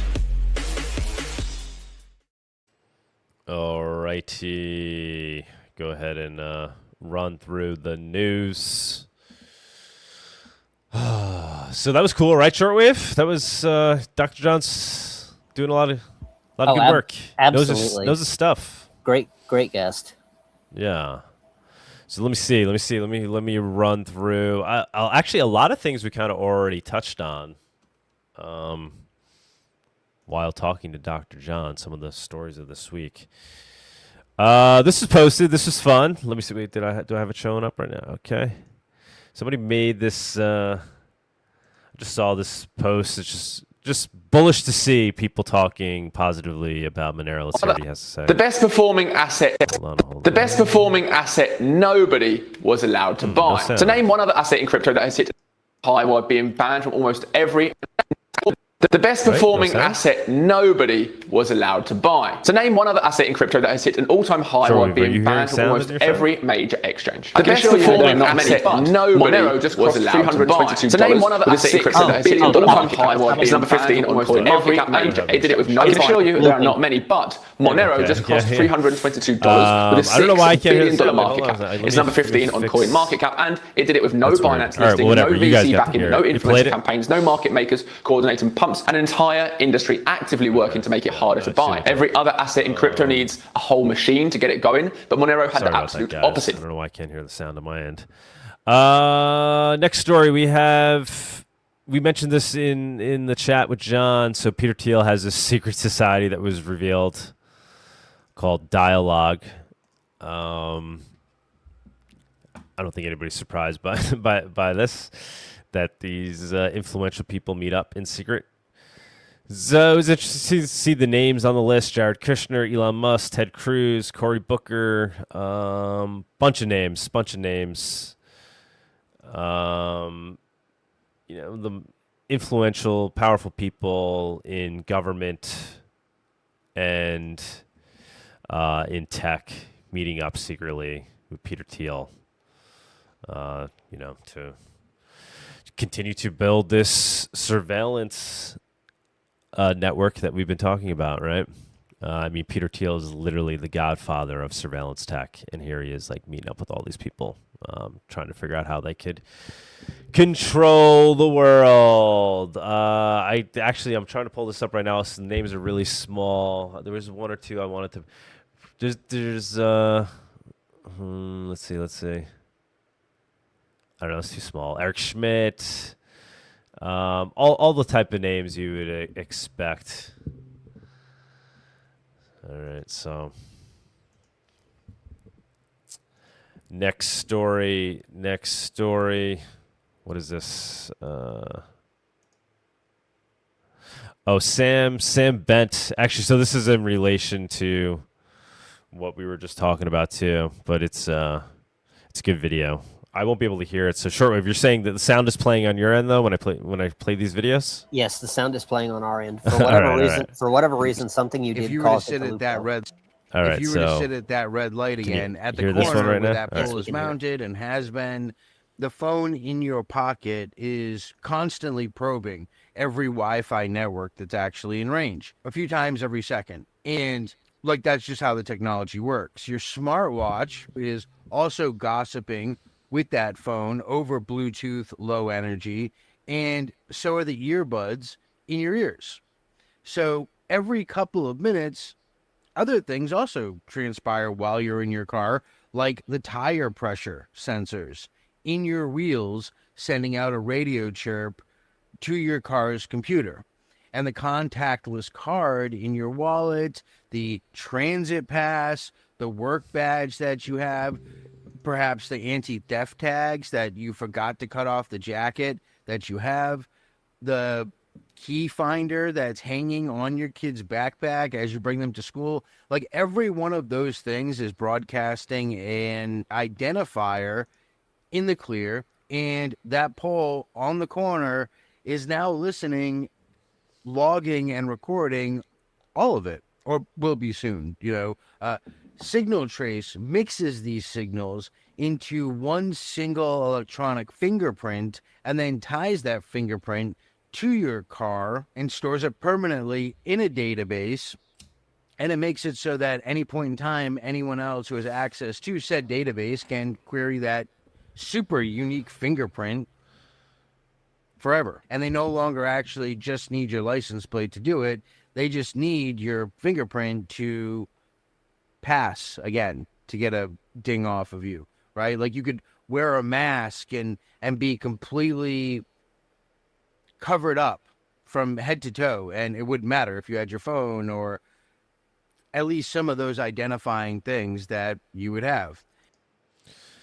Sam always doing an amazing job on educating people as well about all this stuff. So he put out that video, which explains it very well. Basically everything we were just talking about. I got my sound to work, by the way, which is good. Sam, if you're listening, I know you tune in a lot. Let us know when you want to jump up on the show. We'd love to have you on again. Or we could do a full Monero talk. I know there's a lot to talk about. What is this next story? We have breaking Europe. Europe will ban cash payments above $10,000 and require identity verification for Bitcoin transactions starting in 2027. This is crazy. This is crazy. The move intensifies the global debate over privacy, surveillance, and financial freedom. Let's see what she has to say here. Christine Lagarde, president of the ECB. Oh, I don't hear it. Wait, do you guys hear it? No, we don't hear this one either. Okay, that's not me. I don't know what that's about. I think that's just a link. Okay, well, that's unfortunate. But, yeah, guys, use Monero.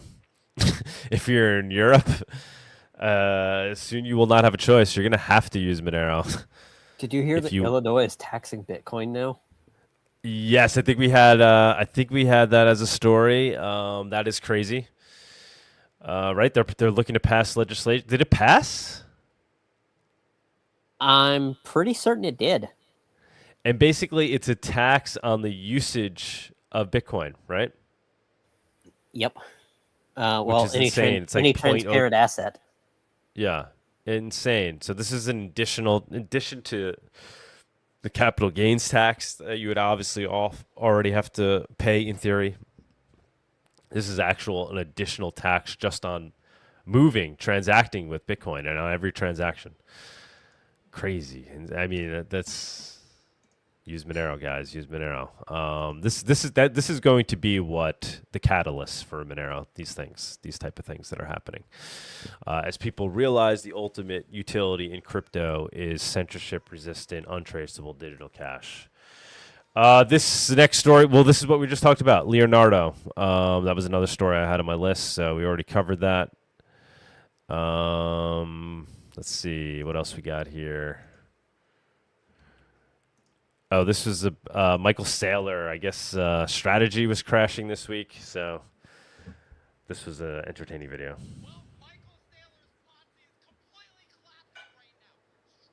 STRC is the ticker. We can hear it, but just barely. Like, it's coming out of your sound system and not ours. Oh, shit. Wait, hold on.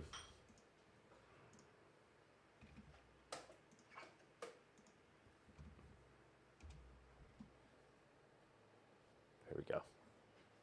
Well, Michael Saylor's Ponzi is completely collapsing right now. Stretch, STRC is the ticker, which was supposed to be pegged to $100, is now below 83. It's sitting at like $82 right now. This is the stock, if you forgot, in which he pays 11.5% interest in cash, and it's pegged based on $100. Every time the stock goes over $100, Michael Saylor sells it in order to buy more Bitcoin. Unfortunately, the price of Bitcoin keeps fucking collapsing because of Michael Saylor, and now Stretch is completely, the price is imploding. Now, many people are wondering, well, why is it imploding? Why are all these people selling it? At $82, the effective yield is over 13%, which is what the market is expecting out of comparable assets right now. I'll tell you why. It's because a lot of people decided to tokenize Stretch and generate the yield on all their DeFi complicated bullshit, and that's how they end up generating the yield. Well, now with the price imploding, they need to sell Stretch in order to unwind all their positions. And basically at this point in time, we're seeing the great unwind of Stretch. What are the consequences of this? Well, fucking Bitcoin's collapsing. Michael Saylor, you spent years buying Bitcoin only to generate a massive fucking loss and cause the entire crypto market to implode. You, sir, have fucked up. Your entire financial premise has completely unwound, and it's imploding before our eyes. And this asshole, this cocky motherfucker, has the balls to go out there and tweet about how he's had a positive return since he started buying Bitcoin. You're a liar. You should be arrested and thrown in jail. Nice. You gotta love the passion. Anonymous tipped 0.03. Bamperoni. All right. Damn, 30 Monerotopia. That's a pretty nice chat. Oh yeah. Wow. I'm just like overlooking that like it's nothing. Like fuck, man. Thank you, Anonymous. Greatly appreciate that. So yeah, you think the whole you think the jig is up with Saylor and the scheme he's running? I mean, that'd be crazy if that went down. That would be insanity. I mean, that would literally bring Bitcoin down to like 10K again or some shit. Holy. By the way, I mean, our article, we said if Monero were to pass Bitcoin, it's going to be in a bear market, in some crazy ass bear market. Exactly. By the way, I'd like to point out that I knew that Anonymous's tip was really nice because I priced things directly in Monero. Yes, I know. So as soon as you said 0.03, I'm like, damn. You see the world in Monero. I know. Here is the story. Illinois just signed the most aggressive Bitcoin tax in the U.S. starting January 2027. This is insane. The state will impose a 0.2% tax on the gross value of digital assets exchanged, transferred, or stored for customers. Basically, anything you do when you move your Bitcoin will have this 0.2% tax of the value. That's insane. Compare that to using the traditional banking system. Move $1 million through a bank wire, ACH, or brokerage, and Illinois takes nothing.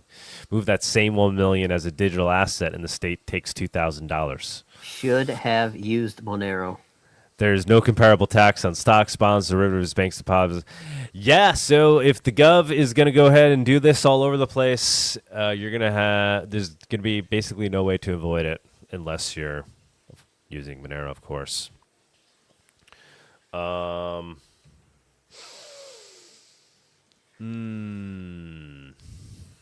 Next story.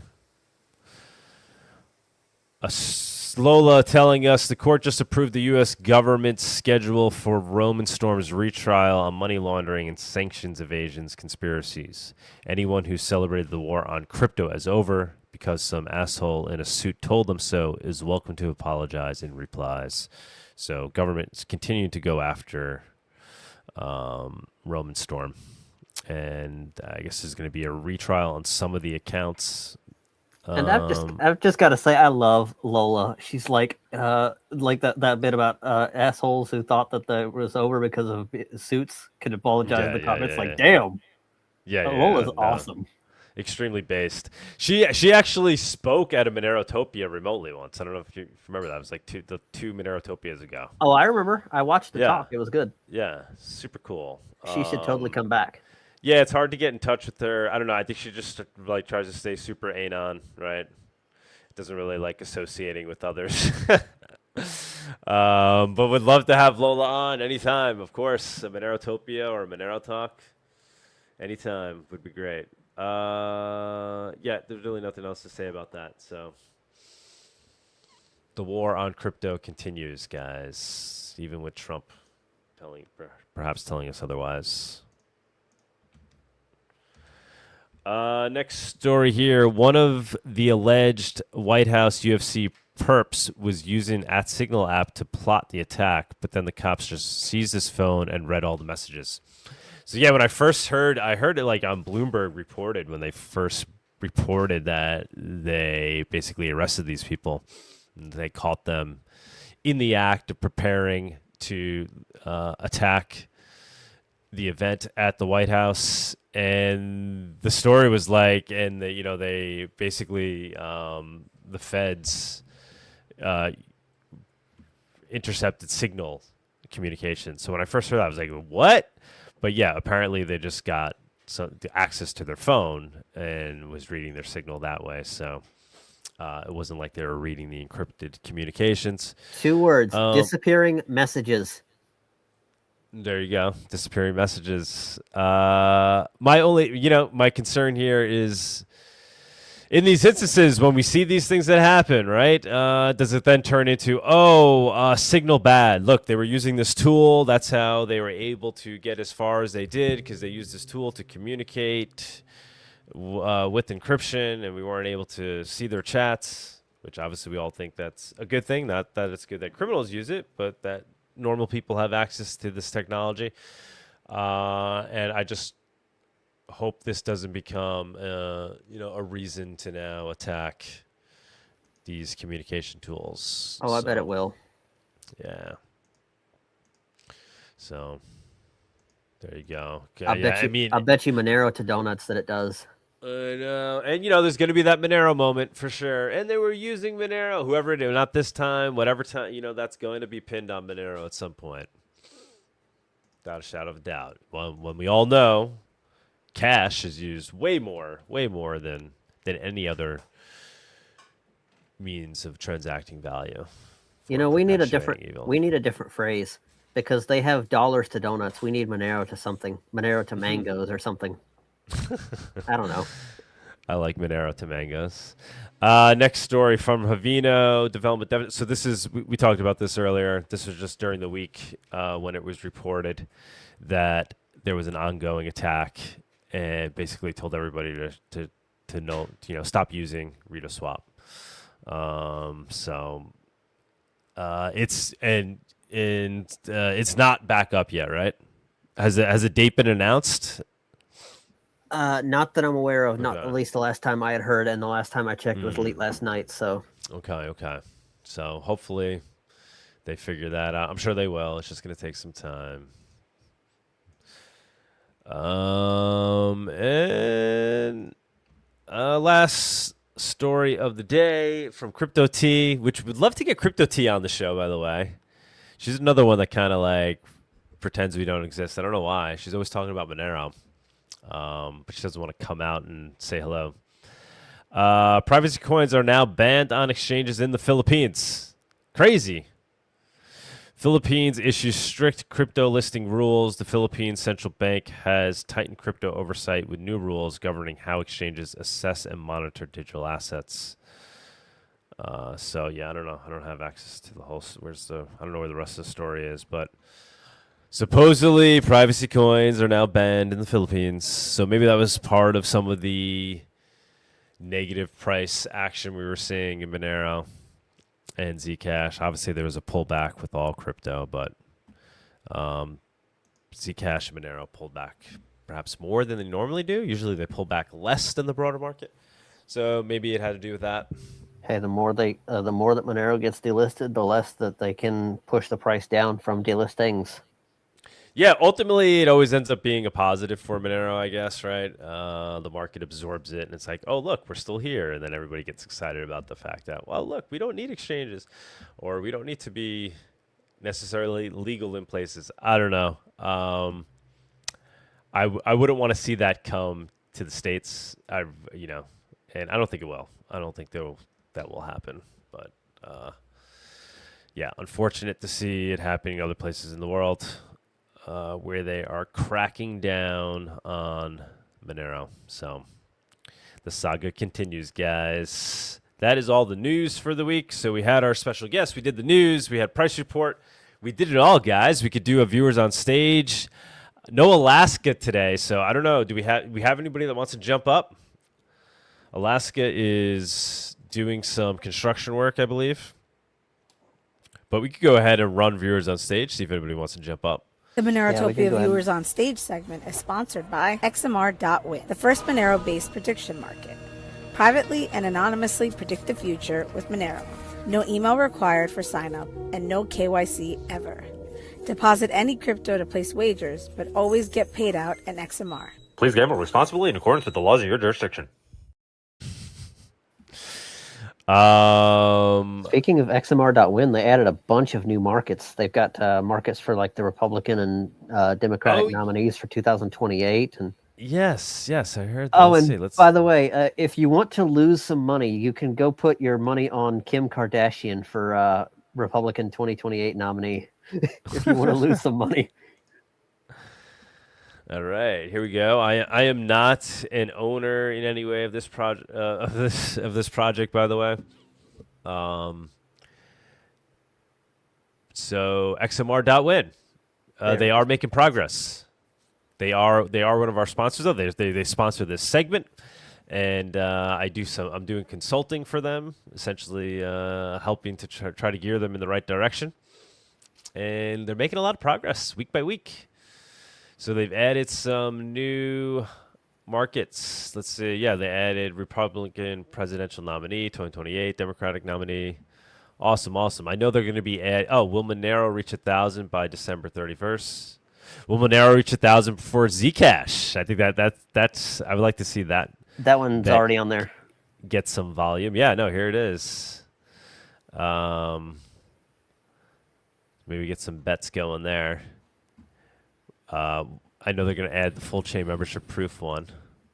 Basically betting on when it will launch. I like the fact that they added a keep me logged in for 30 days because before it would log you out after 24 hours. But they added it because of one of my suggestions. Actually, they added a 30-day login window so that you can tick a little box and stay logged in. Awesome. Because it was annoying having to log in every single day to work with it.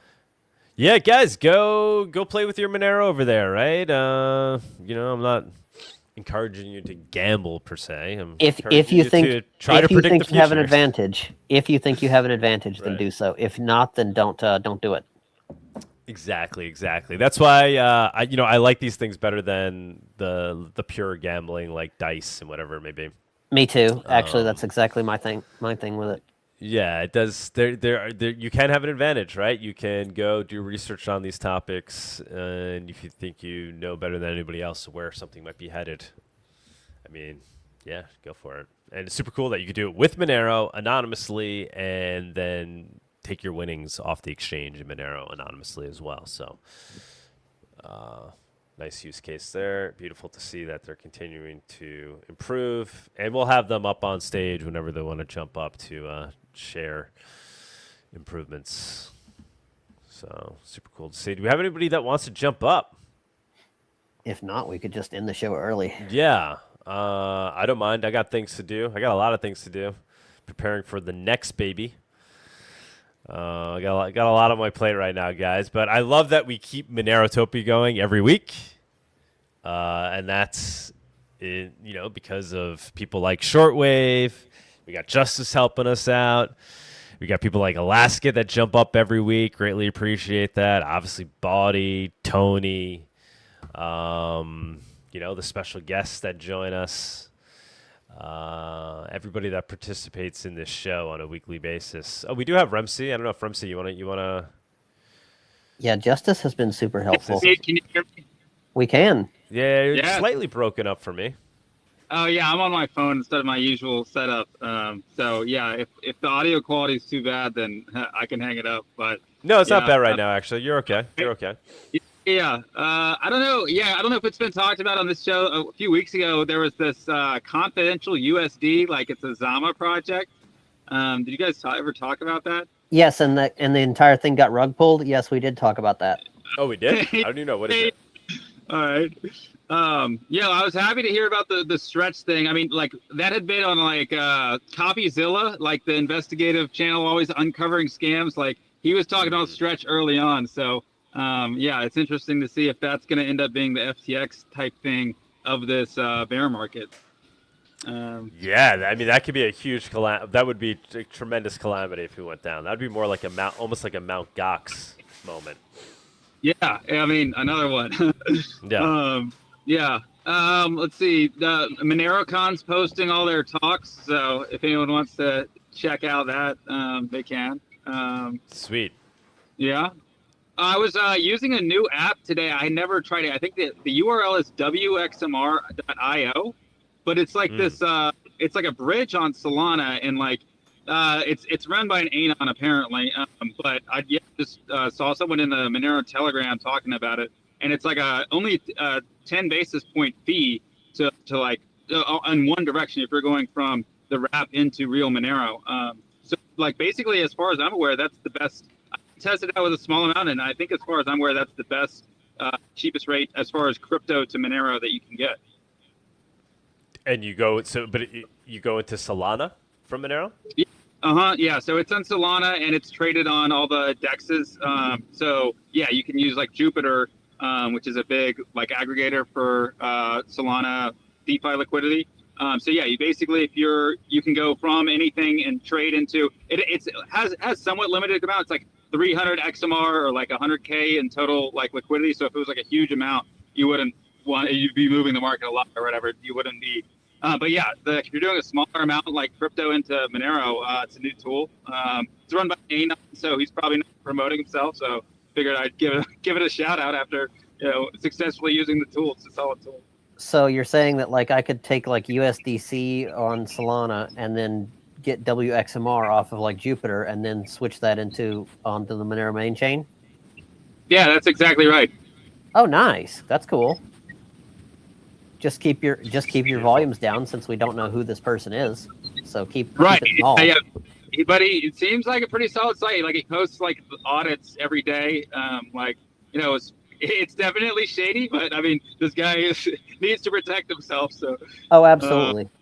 So in terms of like trustlessness, this is like, what would you compare this to? This is like using like a Wagyu type thing, or? Wagyu. I mean, I think Wagyu is totally centralized right now. I think Wagyu is trying to go with the multi-sig, but this is basically the same as an instant swap service. It's just a lower fee. Okay. Okay, so there's no additional thing to worry about. Nice. Okay. That's cool. Yeah, beautiful to see that new on ramps, off ramps pop up. So yeah, guys, check that out. Yeah, just keep your volumes down just because of the fact that this person is anon, so we don't know who it is, and so just to keep yourself safe, keep your volumes low. But use the things.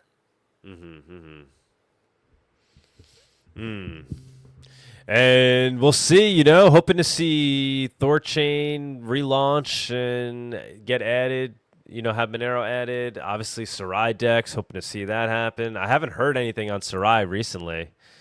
Anybody been following that?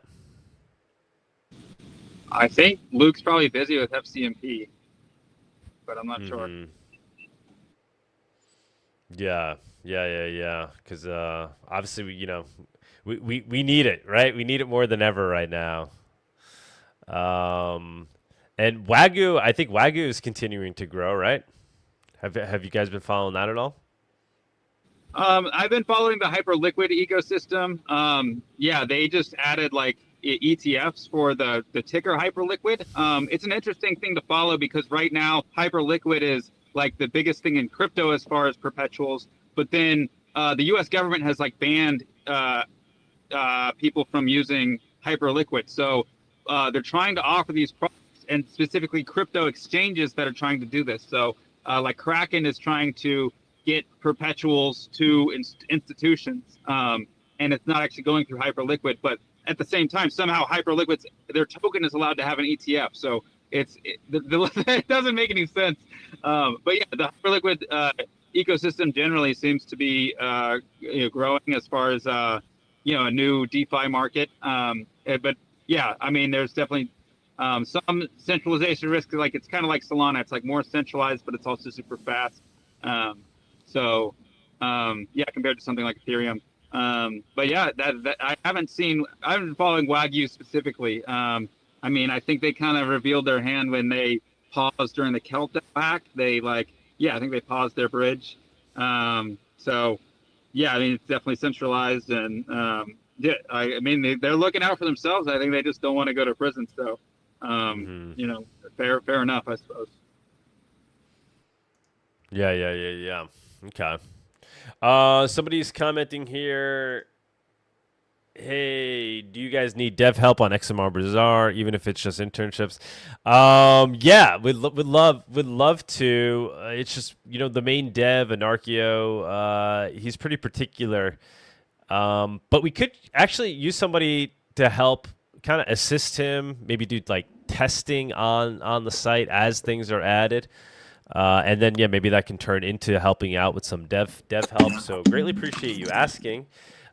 Reach out. I would say the best thing is to reach out to Aaliyah, or reach out to me as well. I guess on XMR Bazaar, send me a DM there on XMR Bazaar, and we could chat. And I can maybe try to bring you into a chat with Anarchio, and we can see if things work out. Get you assisting. That would be great, actually. And then hopefully, as we grow, we could open things up more and try to get more devs contributing. Work in progress. Monero, what's going on, man? Monero is back in town. Where's he at now? Where you at? Where you coming in from, Monero? Yo, you hear me? I know. We hear you. Yeah, we hear you. So yeah, I'm trying to recover from the trip, the Monero trip. Oh, from MoneroCon. You're at MoneroCon. Yeah, MoneroCon. Yeah. How was it this year? I will call it Bit Brother in War Ciao. And it's like trying to be brothers, trying to confuse one is another, confusing, like, hey, come on, trying to deal with these extremist feelings. But I will say most of the people are okay. We could go ahead with each other. Because there are a lot of people that were like they having Monero in their blood, but there is there is this big community, a film fest, I guess. Okay.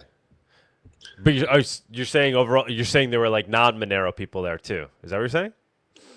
Well, yeah. Well, I met them mostly in the Bitcoin conference in Prague. So there was the guy. Yeah. Immediately, I came there. I tried to look for some friends. I met a guy like he was looking for some crypto, Bitcoin. I say, hey man, you can start right here, but you have to start with Monero. From there, you can go on safely, whatever you want. But there you go. Profit. I thought Zcash dropped because of a massive security breach using Claude, which allowed minting infinite tokens. Maybe, that definitely did happen. That happened. And there's a pretty big crash, but it came back pretty strong, actually, considering. And then HBS. Go ahead, Remsey. I think they announced a new pool though. It's Ironwood or something. But basically, like. They're like, okay, use this turnstile mechanism so we can say that nothing was proving, but it's like, okay, they're once again migrating their privacy set to a fourth pool. Like you can't force everyone to do a migration to a new anonymity set every 4 years. It harms the anonymity set, and it's good for Monero because Monero remains at 2014 as the start of its anonymity set, and they're starting a fresh one. So yeah, it hasn't even launched yet. I think it actually was going to launch fairly soon though. Yes. It is launching soon. We had somebody from the Zcash, their main wallet, Zottle, was at the PubKey event and gave a presentation, actually. It was last week. And they were talking about the new pool. And we were talking about this week on Monero Talk with the guests I had on. It's going to be interesting to see how things play out, right? And there is a scenario. You're back online, Doc. There is a scenario where when the coins move over, I don't know. Theoretically, there's more coins than are allowed out. It is possible. We shall see. And then the other thing is, just getting people to move all their coins out. I guess some people like coins will just continue to sit in the old pool, right? Because just people won't move them. So, you're effectively starting a new anonymity set, which is an interesting way of looking at it, right? HBS is saying, with regards to Sarai, they're currently doing an audit of DKG. So, whatever that means. Would love to hear more on that. I think it stands for decentralized key generation, but I'm not sure. Okay. So progress is being made. They're doing an audit, doing things properly. Like I said, Sarai is benefiting from the fact that all this AI stuff just happened in the last couple of months. We had the Zcash hack. We had, obviously, the hack on Thorchain. And Sarai is moving slow and steady and now can benefit from the fact that they can audit things even further before launching using the latest AI models, right? So they're benefiting from not being live in that respect. Full chain membership proofs as well. It's like kind of really good timing.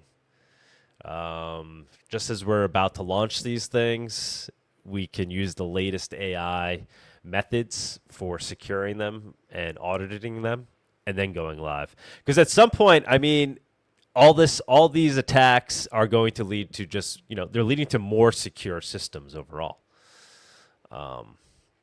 Like when it rains, it pours. Like you get hack after hack after hack. But eventually we're going to get to the point where even the AI systems can't easily find these vulnerabilities. Right. And once that happens, we're going to be a lot more secure than we would have otherwise been. Right. It's like AI versus AI. So like for right now, it sucks, but it's going to make things a lot better. Yeah. Well, I think Monero, it goes both ways for Monero, just with the price move. And we had that hack makes it go up to 400. And then the, what's the Wizards project? The Haveno hack makes it go down. So it's like, it can go both ways. Exactly. All right. But we could kill it here, guys. I'll move on to family time.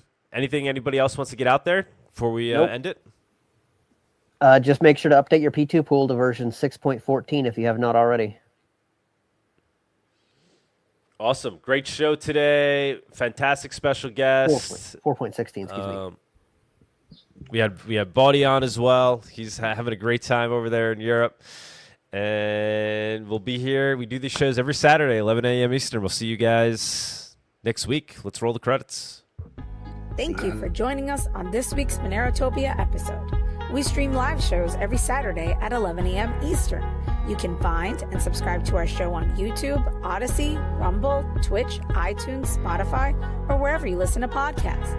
Don't forget to follow us on X or join us in the Monerotopia Telegram group. See you all next week.